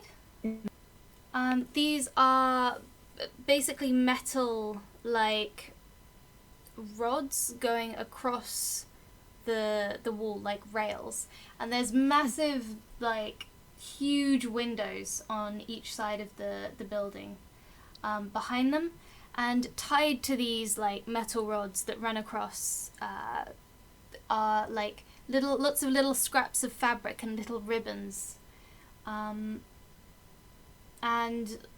as just little scraps of fabric, little ribbons that blow in the strong wind that runs through this building. And you can see out the back here, it's like a little courtyard. There was probably once a cultivated garden here, but it's now snared and overgrown. And yeah, it's a large spacious garden. Built into the plateau, and again, it's not got full height walls around it, but it's got these like low-level fences, which are also made out of metal and have all these little scraps of fabric tied to them. What a nice little place. Yeah, colourful scraps of fabric blowing in the very strong wind that rushes through the building. I very much enjoy that what we have here is 3 dwarves looking around studying it, and 1 bird flying around, and just shoving her beak and everything. She's curious. It's not a criticism, it's just wonderful seeing the different behaviours. That's the other thing, it's got a very tall ceiling, so it's kind of easy, like Iona's got a lot of space to fly up. She appreciates it. Within this room. Is there anything interesting near the roof up there?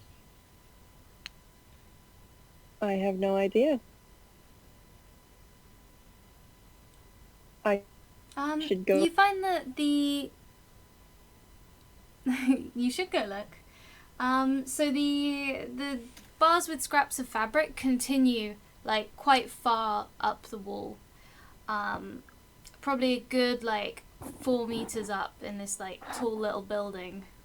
You can find scraps of fabric tied to these metal bars. And then tied. There's none tied. The top metal bar, rather than being like a thin little thing that these scraps are tied to, is like a big substantial, like, bar, and it has nothing tied to it. And then above that, it just sort of slopes inwards for the roof, and there's. It's a very comfortable perch, though, you find, Iona. It's good for standing on. The ceiling is good for standing on? Looks it. Any more questions? Could anyone make out what these ribbons, these scraps of fabric are for? Is there any pattern to them?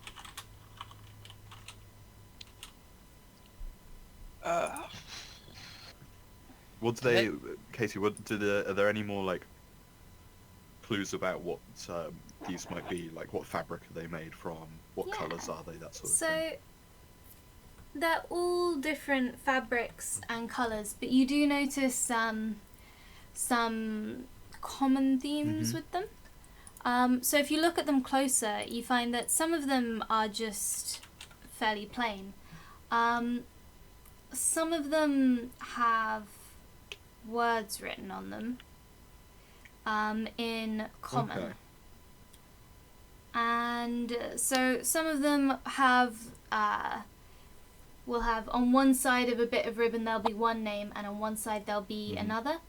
And this will usually be a red ribbon. Love. Sometimes there'll just be one name, and this will be either a blue ribbon or it'll be a green ribbon for one name.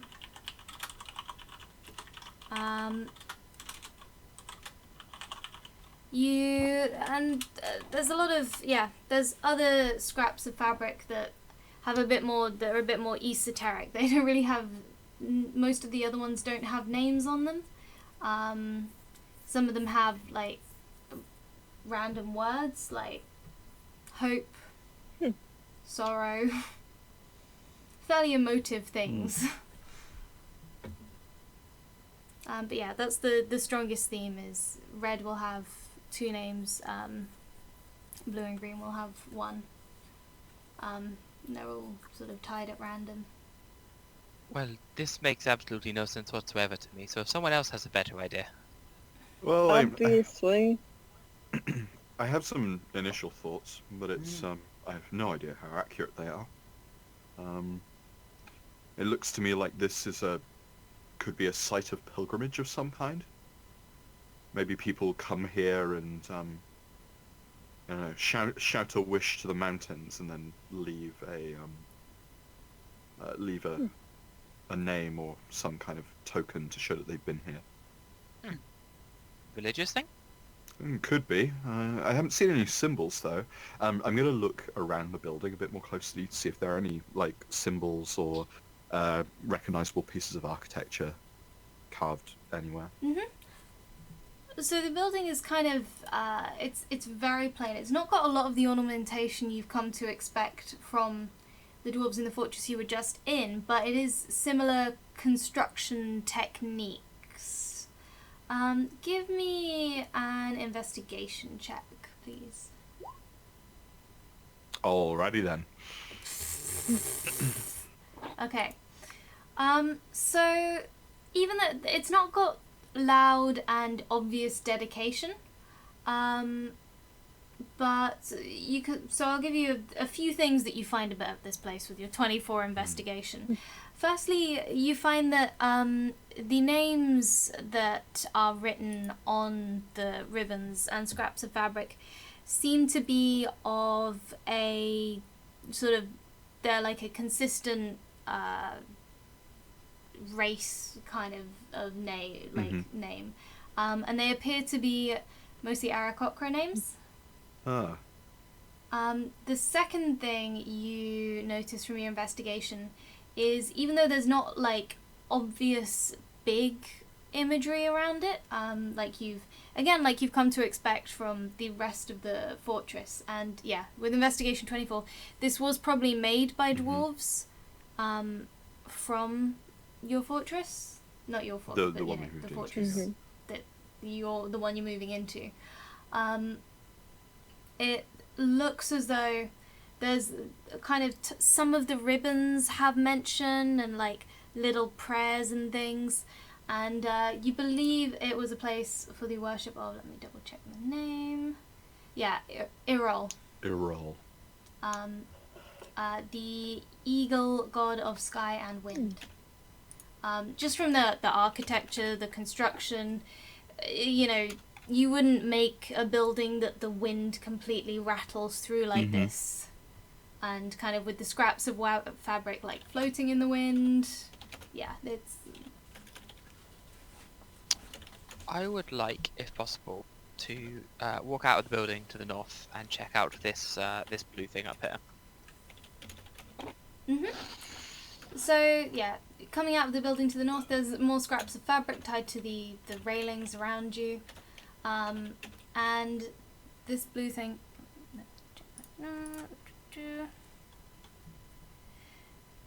So yeah, the blue thing you come across, it's like it's basically a big stone like slab.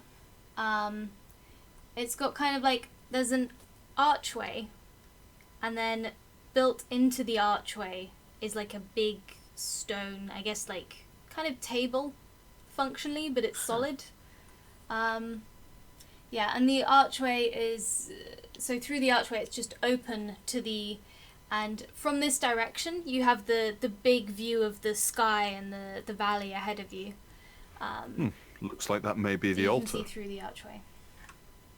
I thought it looked like a nice spot for a pic. I don't suppose it's magic. Well, it's an altar in a shrine to a god. Hmm. I meant Well, more in any enchanted. case, it's probably a good idea to pay our respects.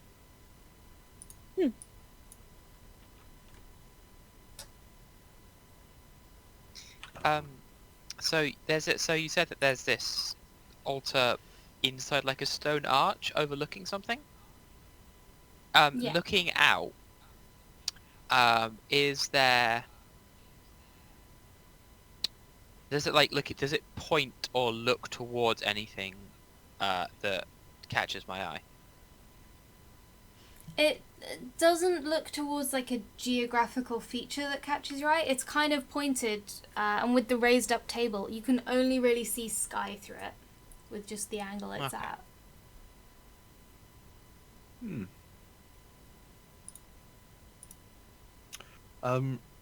I don't suppose I can remember any kind of prayers to Irol.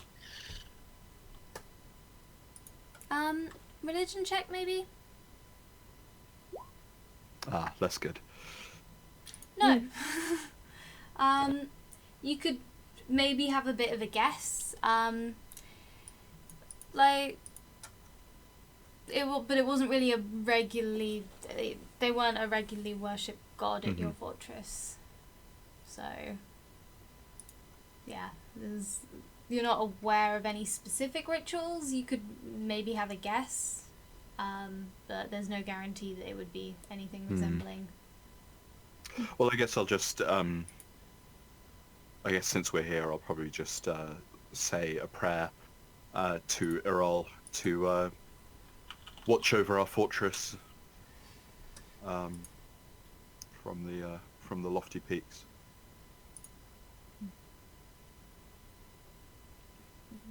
The wind rustles all the colourful scraps of fabric Are around quite a you. lot of like the scraps of fabric well out of like arm reach within the ground, like they're up where you'd have to fly to attach them. Yes.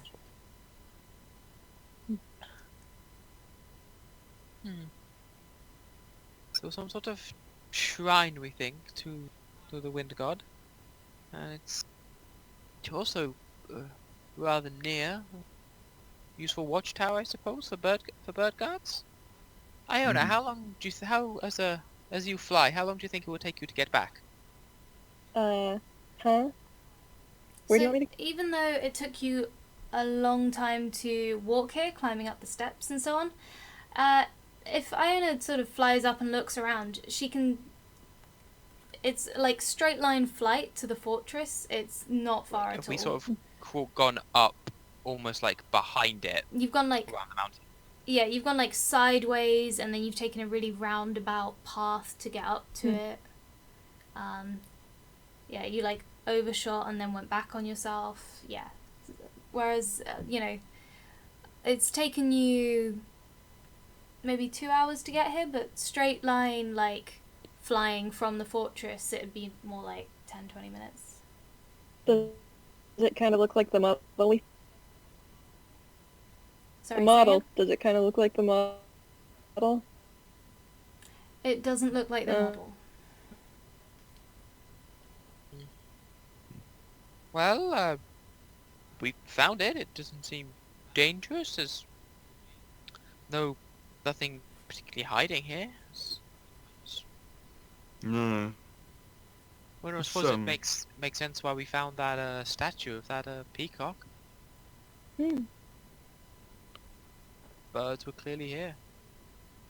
Obvious. No, but importantly. They're always important. But like, this place, you said Akeem was dwarven. Looks like it's dwarven made? Yeah, it looks like it was. Well, looks like it was built by dwarf hand. At least the structure of it. Well, it means that then this god was obviously important enough to this fortress that people trekked all the way up the mountain to build the fort. That's nice. Is it one you hold in particular close to you, Iona?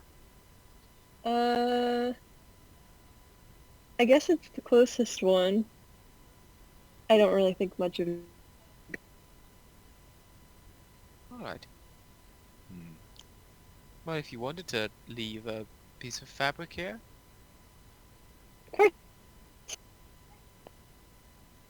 I'm afraid I can't tell you what colour it should be, but The most predominant colours are the blue, green, and then slightly less red than those two. Singebeard, what do you make of the different names and the colours or anything?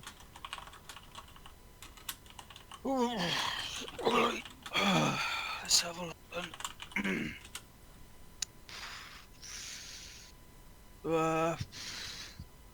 Bird.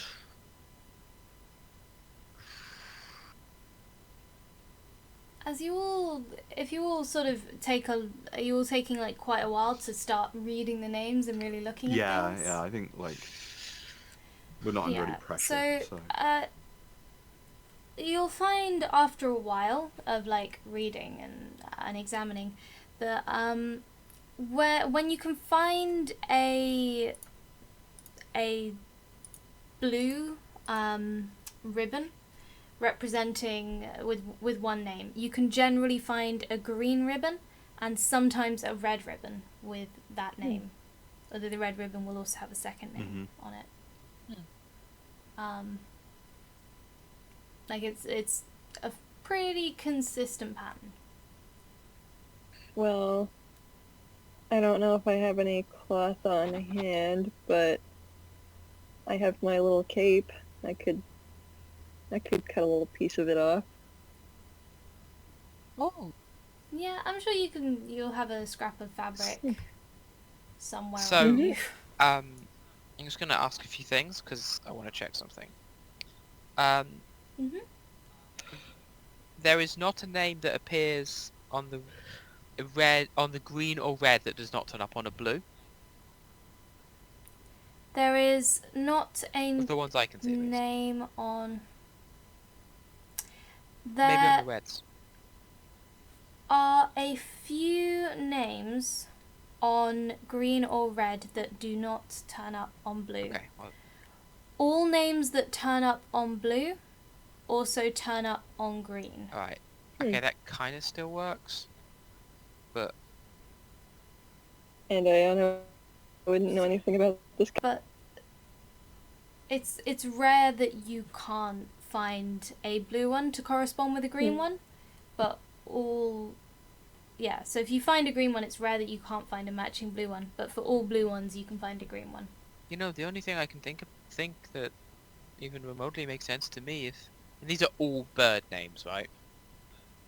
Yeah. I mean, maybe if this is a place of significance and they held ceremonies here, I mean, they're all paired up. Are those marriages?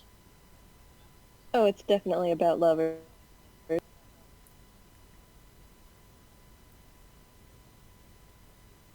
But the only thing I can think of is if that's about the marriages, then maybe those ones are christenings or whatever, and those are funerals.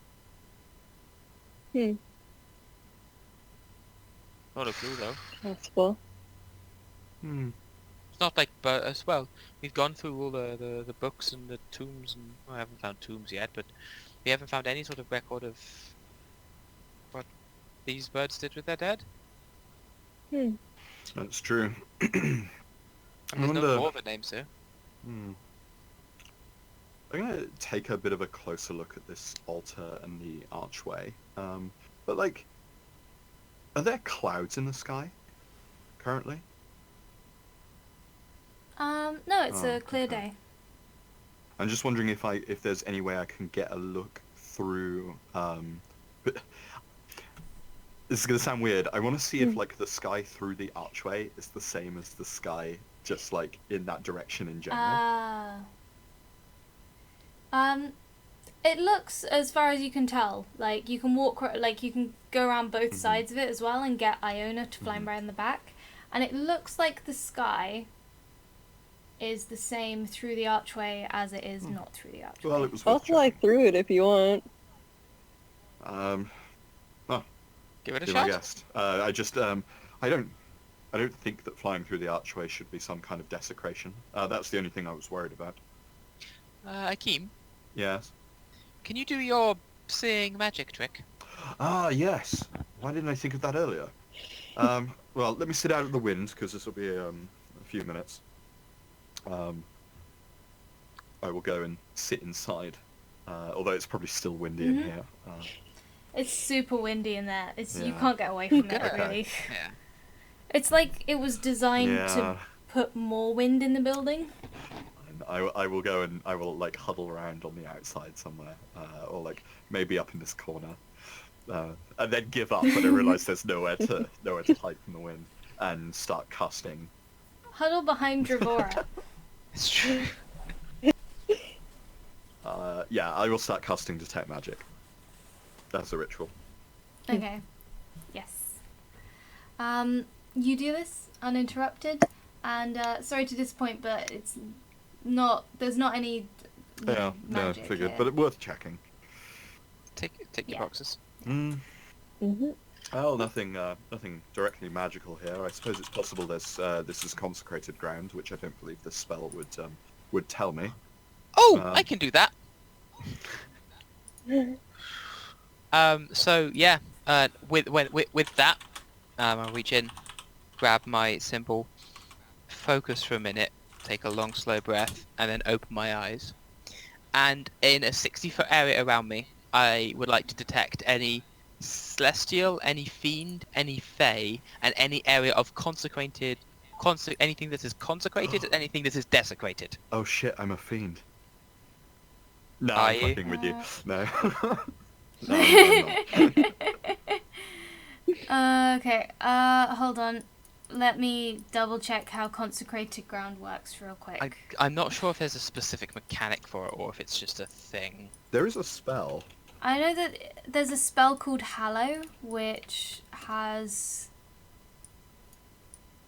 kind of that. Yeah, like celestials, elementals, fae, fiends, and undead can't enter the area. Hallow will ping at it, but from what I can tell as well, it's more of a story thing. If this is considered like churches might be considered consecrated ground if they don't have a mechanic to them.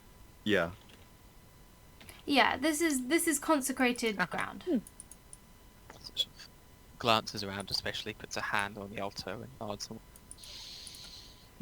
Definitely consecrated. This was definitely an important site, and it still holds up. Still Hmm. got its importance. It's not gone. Mm-hmm. That's good to know. Which definitely means all this wind is deliberate. Mm-hmm. Oh, I'm glad we found this place. Me too.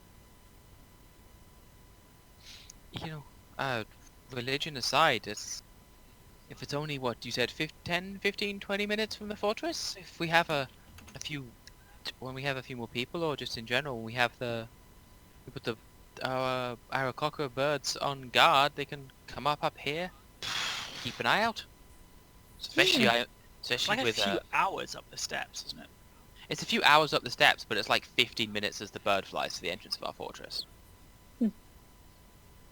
Yep, you can kind of see your fortress from here. Because we've gone across, we went east and then went up the steps, winding all the way up through the mountains awkwardly, and we're like on the hills, the mountains above our You went fortress. like Mm-hmm. you went like that to get there. Whereas Bug can just go like that. Sure.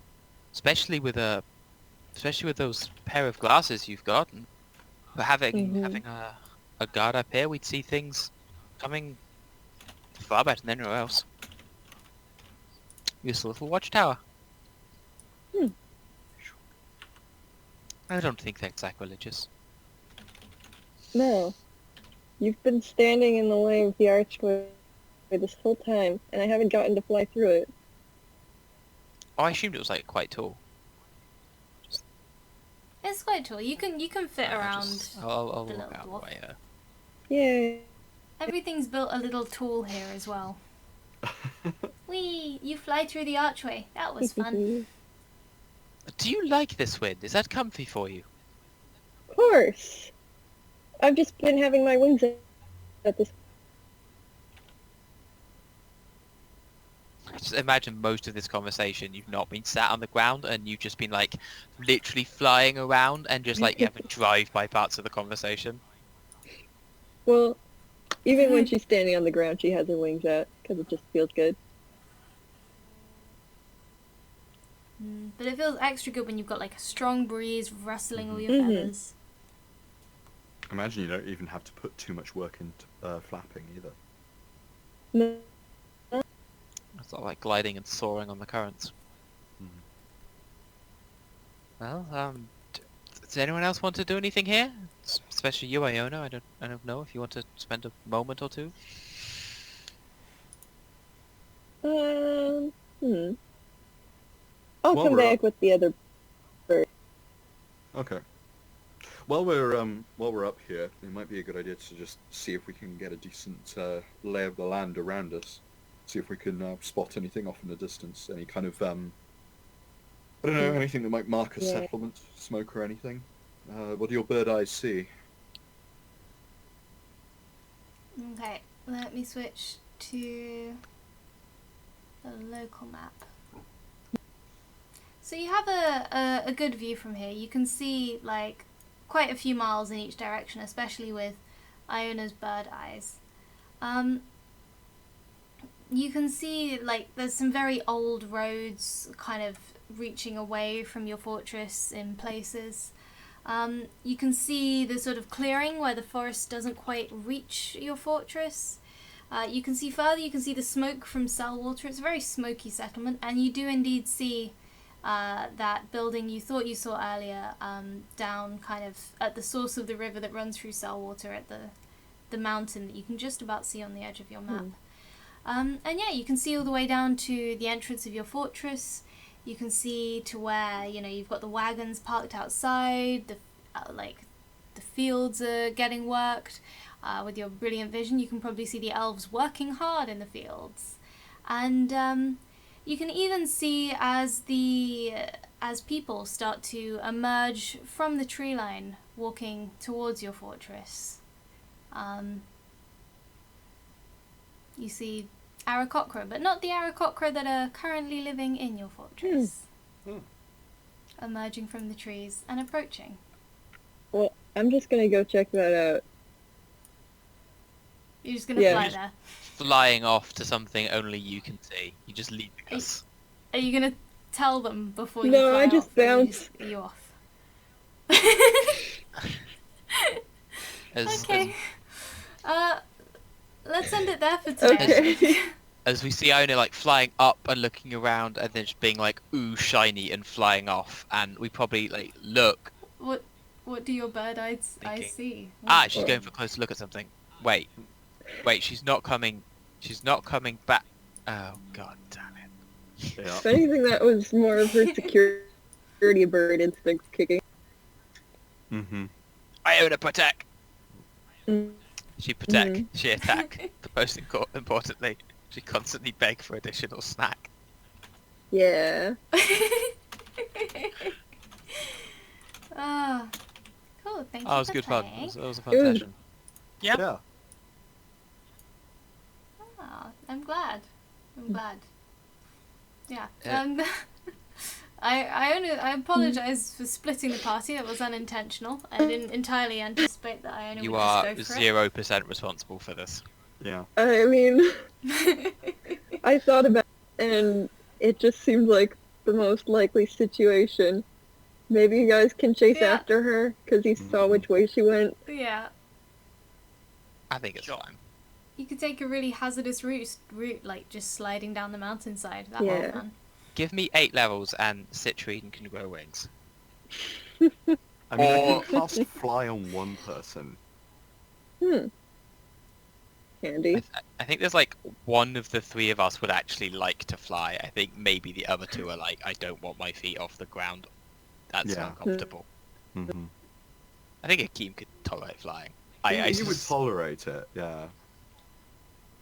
I'm sorry, but if dwarves fly, they are going to end up stuck in trees because it is the natural state for dwarves to be stuck in trees. I know this from playing Dwarf Fortress. I'm just not like super comfortable not having rock above my head. I mean, how do I know I'm not going to just float off into the sky without something to hold us down? Right. No, you're the one that's sitting on a horse now. Well, that's fine because you're like, your feet on the ground or your butt on the ground is both acceptable. Plus, you know, goats are basically the most horse will stable go creatures on underground. the planet. Absolutely. Mhm. Yeah. Actually, goat in a mountain, that could get you down in good time. But Citrine is not up here because too big. Yeah. Yeah. Citrine did not fit up the steps.